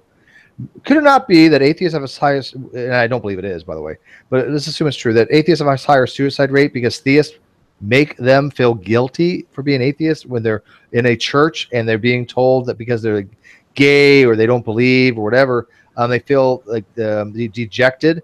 If theism wasn't a thing, if there was no such thing as ever a theist, there probably wouldn't be any correlation to suicide and atheism. Suicide because Christians are shitting on them. Well, there is I don't think that's the case. I mean, no, but there is a stigma. I do think that Christianity specifically, given its views on suicide, has will cause people that would otherwise commit suicide to cling on to life a little bit longer. Oh yeah. Well, you see, the difference with me is when I deconverted, I would like to say, from Christianity to atheism, the stress of college, being an atheist in a Christian household, all that culminated to me having a gun in my mouth. I almost did, dude. That much stress is not healthy on a person. Well, there is a lot of stress. I mean, it went from like closet gays to closet fucking atheist, dude. It's sad. So my point being is that this whole, by using this as a silly, stupid argument, atheists have a higher suicide rate or they're depressed. It is stupid. It is a very dumb argument because I think if there was no such thing as theism, how are you correlating a person's lack of belief in God or believing that God does not exist, depending on your choice of terminology for atheism? How are you making that the cause or even a factor in their atheism? I think you cannot make it's the whole with Christianity is the rules regarding the afterlife, right? So if you the afterlife doesn't it does Christians, right? So if the afterlife doesn't scare you, and it does scare a Christian, guess who's more likely to kill themselves, right? Well, actually, a lot of Christians have killed themselves, but I would think. I'm not saying Christians don't kill themselves. Yeah. But I think don't get me wrong. They have more reason to stay alive. But you also have vantage points on suicide that I view as reprehensible personally. But me too. They will I think that a Christian who agrees with those views on suicide might think twice a little bit longer about suicide before an atheist would. And I can argue that an atheist might think to themselves, because they only have one chance of life, they might as well make it count as long as possible. Right. That's another way of looking at it. And then you could also throw in the atheists are generally ostracized in our community, at least in rural areas. Sure. And that leads to depression. In the city, it's sometimes the other way around, where Christians are ostracized. Isn't that what I'm saying, though? To me, there's nothing to be drawn from saying atheists have a high suicide rate, which, by the way, I don't believe is the case at all. I don't think. Well, I think it depends on the kind of Christian. You're right. Ocean's really got a point here, actually, which is, I think, when you look at it in the context of it could be both or either, well, then you can also see that the majority then would have, especially if it's a small minority, quite a disproportionate effect. Yeah, no, I agree with that. There is a point, but yeah, of course, suicide. As an atheist, that's clearly the worst outcome you can have. But the argument is a shitty argument, because they're trying to say that, look, because if you're an atheist, you have a higher chance of being committing suicide, therefore be a theist, right? That's the argument in a nutshell. If you want to put it down to, and that's just completely fucking argument. It's a dumb fucking argument, right? But that's the argument people are using in the live chat. Should I become a theist because they make more money or something like that? There's a whole lot of reasons that are complete non sequiturs to the argument that you can put forward, is to say, this is the reason why you should be a theist. It's like the studies that you see, the atheists or theists or whatever, I've seen it both ways, have better sex, right? Does that mean that you should then convert? Would that be a genuine conversion? Well, yeah, duh. All right, bite the bullet. Yeah, bite the bullet on that one. Okay. Just because they generally have better sex doesn't mean you're going to, and nor does it mean better sex. How about any sex? That atheism is true. Like that doesn't follow. Yeah, I like it. Okay. But fine, Steve. If you want to have better sex, conversation, I stopped focusing. You just heard the word sex, and then it's back in, I guess. Oh no, sex and religion. I was a couple weeks ago, I was having lunch with my daughter and my baby mama, and we were talking. My daughter was talking about she was doing in school, and they're learning chromosomes a little bit, right? And she said something like, like humans have like, I don't know what she said, like 40 something, 42 or something. I was like, no, it's 46. Like, but two of them are sex chromosomes. And she said, "Ooh, that's a bad word." And I had to think to myself, okay, where do I go with this, right? I'm like, and I had to explain to her, no, I'm like, honey, that's not a bad word. It's a biological term. It's just how it's used, And I don't think I didn't get into the nuances of it, right? But I didn't want her to think that you can't say sex in a biological context, right? Do you live in Texas? No, California. Okay, I was going to say, because if you live in Texas, that would explain why sex is considered a bad word. That's true. But by the way, it is my daughter's birthday today. She's 12 years old. Wish her a happy birthday from us. Everybody say hi, Samantha. Happy birthday, Samantha. On the count of 3, 1, 2, 3. Happy birthday, Samantha. Happy birthday, Samantha. I will cut this out. I'm late. Happy birthday. Better late than I never. just wanted to make a quick point. I do believe in certain types of suicide. I don't necessarily mean shooting yourself in the head for no reason. Are you talking about like Kevorkian shit? In a way, yes. Yeah, I do too. I do too. There are people out there that are terminally ill who would choose to end their life instead of suffer. Damn right. Let's examine that for a second, because even under those situations, Christians generally have still reprehensible beliefs on suicide. I think you need to stick it out and suffer for all. Yeah, well, that's a different. Peel off, right? But that's what to bring it back to the point I was saying earlier is that I think Christian beliefs prevent them from committing suicide as often because the logic that would then lead you to commit suicide, you can say, well, I might go to hell. Exactly. If I commit suicide. Exactly. The Bible is very clear on suicide. But to bring it back to what I said before, those are the kind of beliefs that I think. I think it's tradition. Is there a rule on suicide in the Bible? There's a rule on self-harm, and suicide is self-harm that you can't repent for, as my uncle said. But those are the kind of things. I want to have a verse on that because I'm actually not sure. If you want particularly, but I wouldn't test it. If you want to ridicule beliefs, it's like a Catholic Church thing, as far as I know. those are okay beliefs to ridicule because that's not real Christians. they have real world consequences, right? And if you say, look, if you have somebody who's suffering and they want to die because they're in pain, their quality of life is negligible, then yeah, you're an asshole for not letting that happen and basing your religious beliefs. That's the kind of criticism I am perfectly fine with, because that's not the same as saying, hey, I believe Christ died for my sins, I'm going to heaven. Great, okay, fine. That doesn't harm anybody, right? I stay away from any kind of beliefs, criticizing those kind of beliefs, because it doesn't harm anybody. But these beliefs that a person cannot be euthanized when they're in extreme pain, end of life, it's just batshittery to me. It is. Isn't that kind of part of the belief? Well, put a dog down, for God's sake, but not a person? I think it should be permissible if someone is in their right mind to make the decision to end their own lives. Or a medical group that makes a determination, right? We do give doctors, certain kinds of empowerment. But yeah. Let's say someone wants to commit suicide because of some sort of mental issue. You start to kind of lose. Like the doctor would have to make the decision, and it would be something that we have to allow doctors to have that kind of judgment call. But to say that you can't, I would end my life now if that was in that much pain. I'm not sure doctors would want that. An extreme pain. They already have it. No, they already have that ability. Simon, let's say Alzheimer's. Mm-hmm. Like, would it be okay for somebody to commit suicide in that circumstance when it's unclear that they understand the decision that's being made? Well, again, if the decision is to commit suicide, then that's another thing. It's whether a doctor should be given the obligation to decide whether the person should commit suicide. The Alzheimer's patient suggests that they want to commit suicide. The group of doctors, the panel, would have to determine if that person is competent enough to make that choice. Well, if it's determined that they're not, it's Alzheimer's, dude. The answer is going to be no.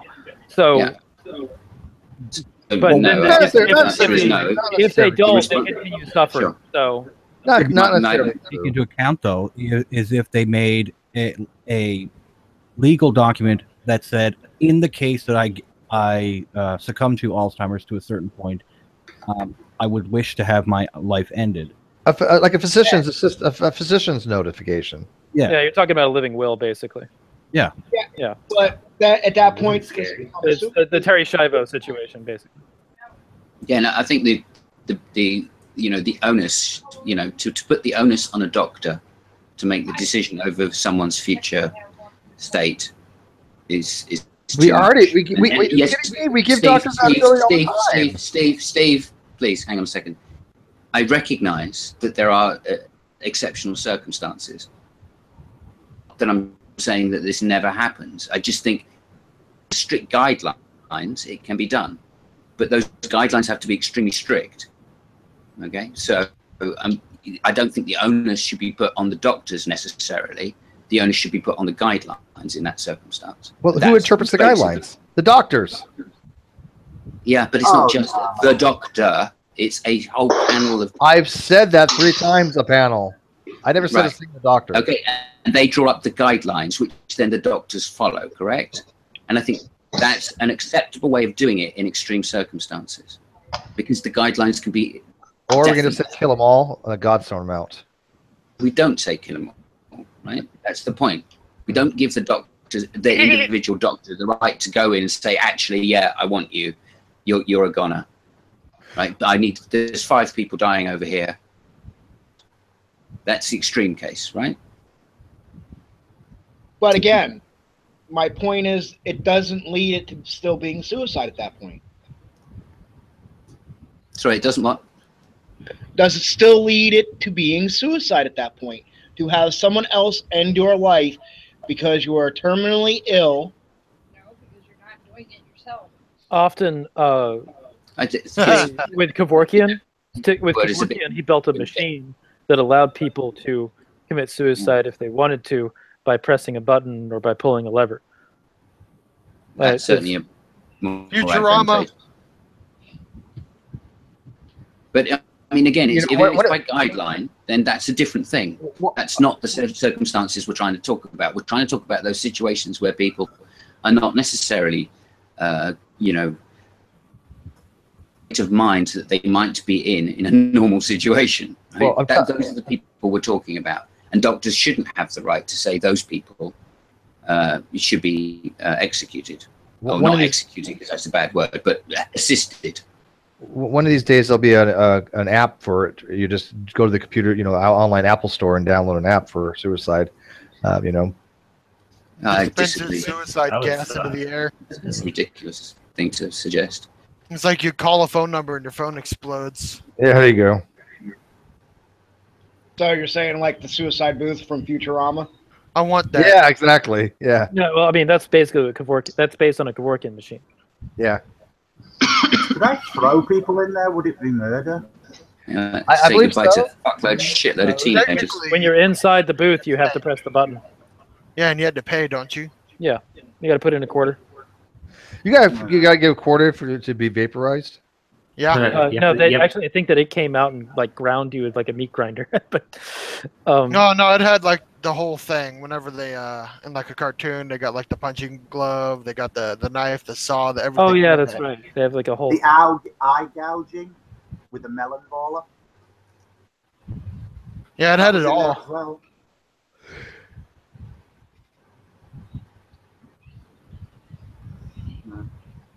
God is able to kill people, so should we. What the hell? Happy Jesus is having a ball in chat. Well, I mean, killing isn't against the Bible. It's supposed to be murder. Killing. Who did Jesus kill? Oh no, my God is. Who did Satan kill? Satan never killed anybody. Technically, no, he didn't. Yeah, so I mean, God killed the angels that he brought with him by sending them to hell, I'd say. Satan just tortures people when he has bets with God. Technically, Satan's a good dude. He just tried to free his angel brothers from slavery. Yeah, he had to give the angels autonomy. Speaking of Satan, did you guys watch the video that Theo Valentine put out from Lies of the Devil? Yes. Oh, holy crap! I saw that with the jet, and he thought that. Yeah, and did you see his response to me? Yes, I saw that too. He made a 6.5-minute video on a comment that I made, a 3-line comment. He made a 6.5-minute video. Apparently, it's not pareidolia, Steve. Apparently, if you're really in tune with the spiritual world, I guess so. And then, why was he using inkblot test to prove my point that is pareidolia? I don't know. It made no sense to me that he would be using the Roche test. Yeah, what do they call the inkblot test? Rorschach. Yeah, the Rorschach test. It made no sense to me. It's like, wait a minute. You're literally demonstrating pareidolia on air and then saying that the fact that I told you you're not seeing Satan here, you're just seeing, you know, an image you believe to be a face, because that's what we easily recognize. The face is a very, very easily recognizable structure because we see it since birth. The man in the moon is not a real satanic image. It's not a real face there, Theo. But anyways, just let you know, I'm having a hangout tomorrow with a guy named Genetically Modified Skeptic. Do you guys know who he is? Nope. Genetically Modified Skeptic is a YouTuber, and we're going to be going over one of the Deflation Atheisms videos that he had out on him. And with this guy, somebody who's like doesn't like GMOs or something. No. He's a science guy. He's a young kid. His name is Genetically Modified Skeptic, so he's a skeptic that's been genetically modified. But no, he's a nice kid, and we're going to be going over, like I said, the deflating atheism video that was out on him, because there was so many things wrong with it. It's just horrible. Everybody who's watched it said it was just ridiculous. And send it to me, Steve. I want to take a look at this. Okay. Well, it's in the Great Debate. I posted it. Oh, you did? Steve, have you seen fucking Bill Nye's latest stuff? No. It's horrible. Gender's a spectrum. Oh yeah, I've seen that stuff. I don't see a problem, but I again, there's only one category I was kind of questionable on, but other than that, I don't really see a problem with Bill's nice science on that. I mean, I'm not arguing. It's just horribly made. Oh, I thought the production value sucked. I just got my first customer of the day, and I blame you guys for getting me. I blame Cyborg for telling me to come into the hangout. Fuck but, you too.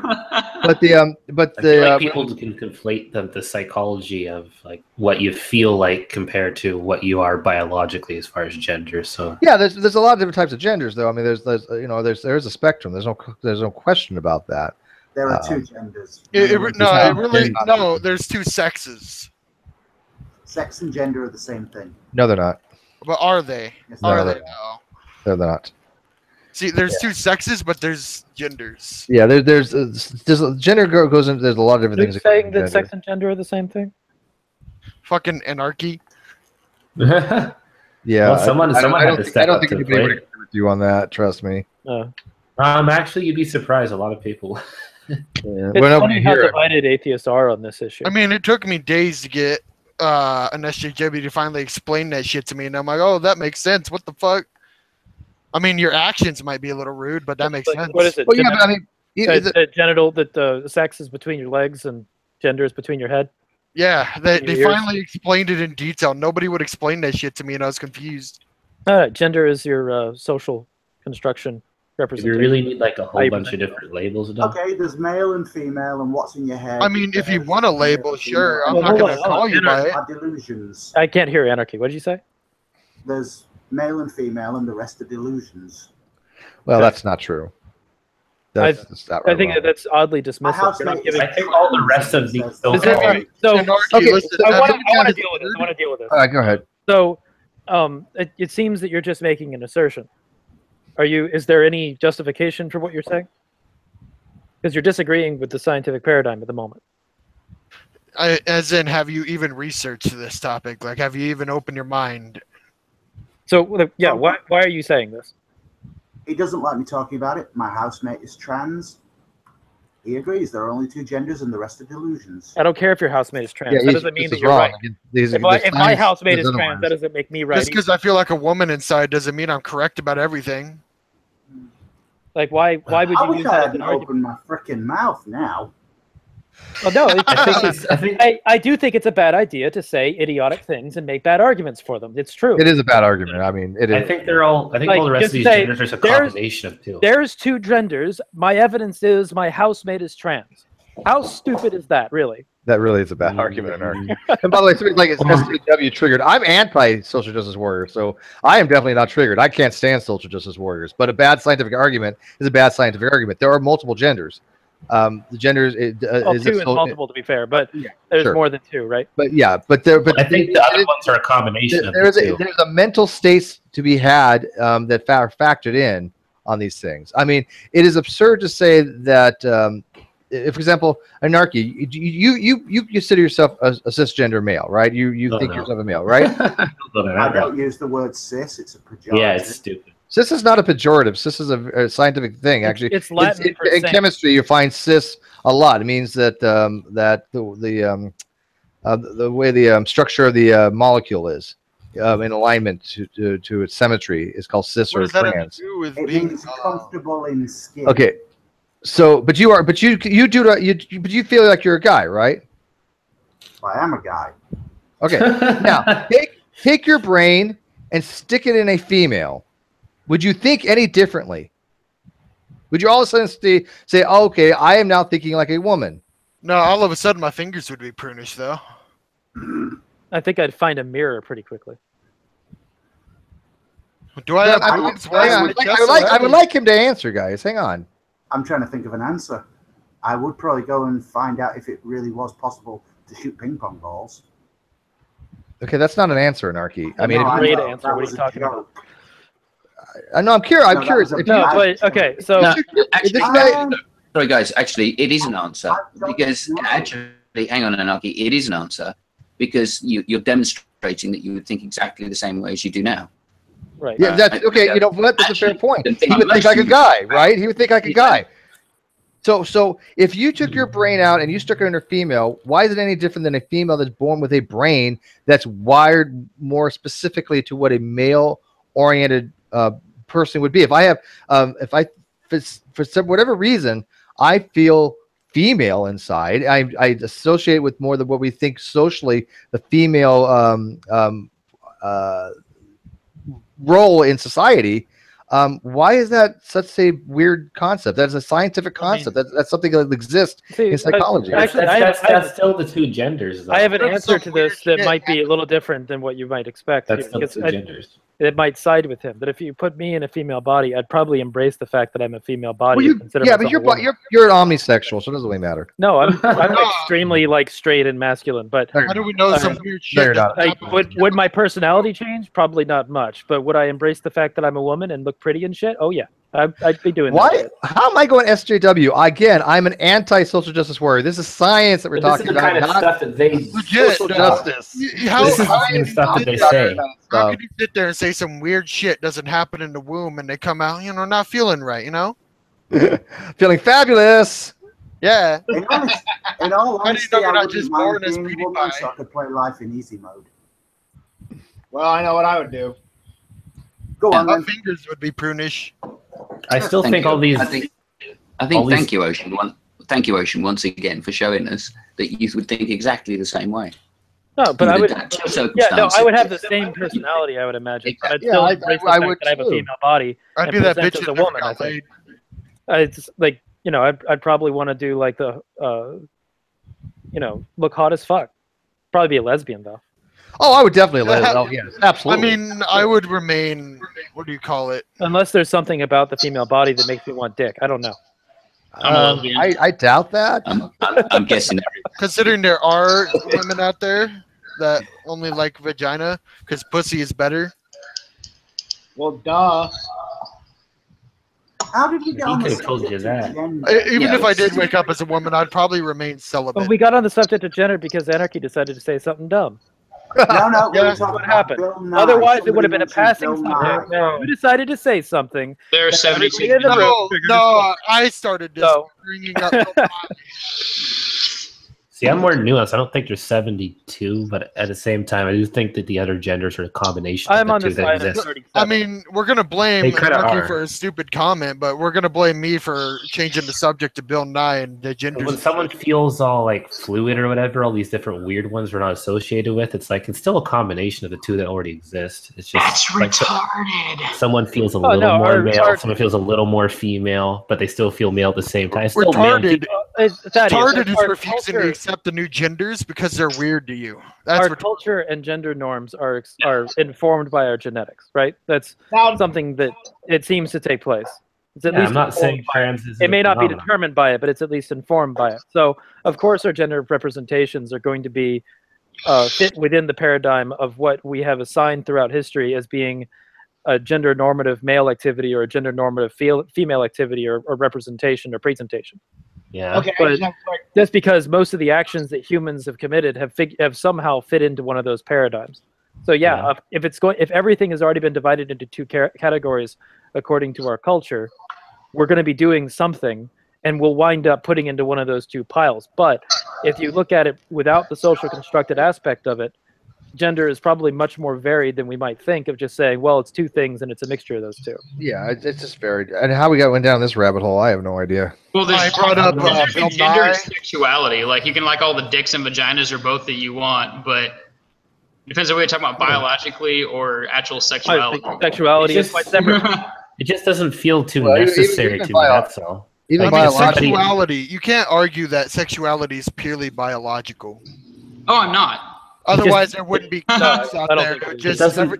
If sexuality was purely biological, there wouldn't be kinks like leather. There would just be missionary. Boring sex? See, yeah.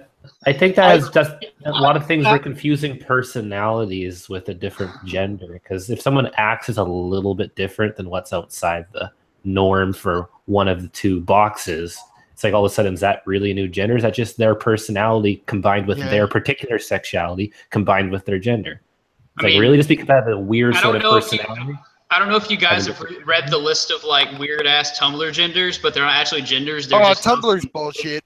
And 99% of them are just like, so you don't care about looks or some shit like. You can't base the gender argument on Tumblr. People on Tumblr. That's where they all come from. I just have a question. Would you consider this a social evolution, or would you believe that this is more of just that it's another fad in modern society? I would put this as definitely some sort of social evolution within the brain. People are developing their personalities to a far more sophisticated level, and they're discovering, oh, I don't just want to be a man or a woman. Yeah, I mean, well, honestly, the way I see it, it's like you can like. Okay, there are two biological. Well, depends on what you want to argue. But normally, that you either have a penis or you have a vagina. How much you like either one doesn't decide your gender. And a lot of people use the argument, well, I'm gender fluid. Sometimes I feel like a guy, sometimes I feel like a chick. No, you're just a normal fucking human being, and sometimes you don't like. Wait. Yeah, that's what I'm arguing too. You can still have two I don't boxes feel and like a still woman feel. sometimes. With gender fluid, though, you have the people. I mean, I don't feel like a woman. God damn it! The reason why people identify as gender fluid is because sometimes they feel the need to present as a woman, and sometimes they feel the need to present as a man. Now, I guess the controversial part of that is, how do you know which pronouns to use on which day, based on what they look like, given that gender is supposed to be something that is non-performative or whatever.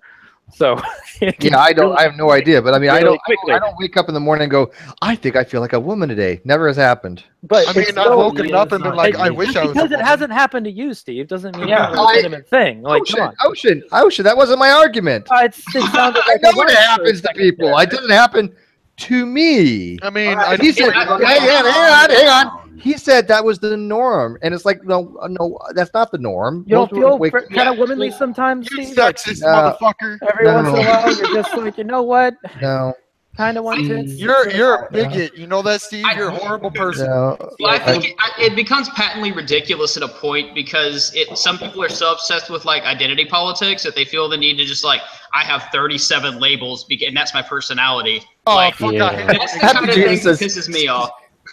He says Steve's deep in the. I agree. When you get obsessed, it's retarded. He says Steve's deep in the closet. I'm like, no, I came out of the closet straight years ago, man. I'll play with your butthole, Steve. Thank you, I appreciate that. You know, I'd rather have somebody play with my butthole. Man, over, Steve. I'm going. But no, I came out of the closet as straight. I finally had to tell people, yes, I am completely straight, heterosexual. You got a pretty mouth. Bend over, Steve. I mean, unless you follow that rule, you suck a dick once you're gay for life. Then I'm not gay. So. Right, it has just been pointed out to me that it's 1:45 in the morning, and I have work in 5 hours. Yeah, I'm ending this anyways. This has gotten off the rails anyways. So, anyway, you know what? As soon as Ocean comes in, that's what happens. Yeah, no problem. Sorry, it's my fault, Steve. Sorry, I'm making waves, yo. I brought up Bill Nye, and that brought up gender politics. Let's blame Cyborg. You're the one who said stupid shit. His fault. All right, so tomorrow, like I said, there'll be another hangout. I think we're starting at 2 o'clock. I'm not sure, but it should be around then. And then the next debate with Hovind is on Friday with Bill. So check it out. As usual, who's debating Hovind Friday? Bill Ludlow. What is it going to be about? Yeah, what's his credentials on it? Too? He's the head of the Geological Paleontological Museum. Some museum. Was that Bill who was in here earlier? Yes. Oh, I want to listen to him. Yeah. All right, as usual, I give somebody the last word. I think today it's a random pick. It's going to be actually Ocean because he hasn't been in a while. God help me. Take forever. Ocean, you get the last word. I'll toss the last word back over to you, asking you to. What's the debate topic going to be about specifically with Hovind?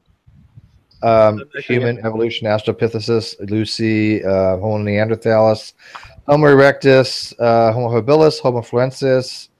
So they're going to be discussing like whether or not those are legitimate finds in the fossils or what? Yeah, and the lineage. I think it's going to be more the phylogeny. Okay, cool.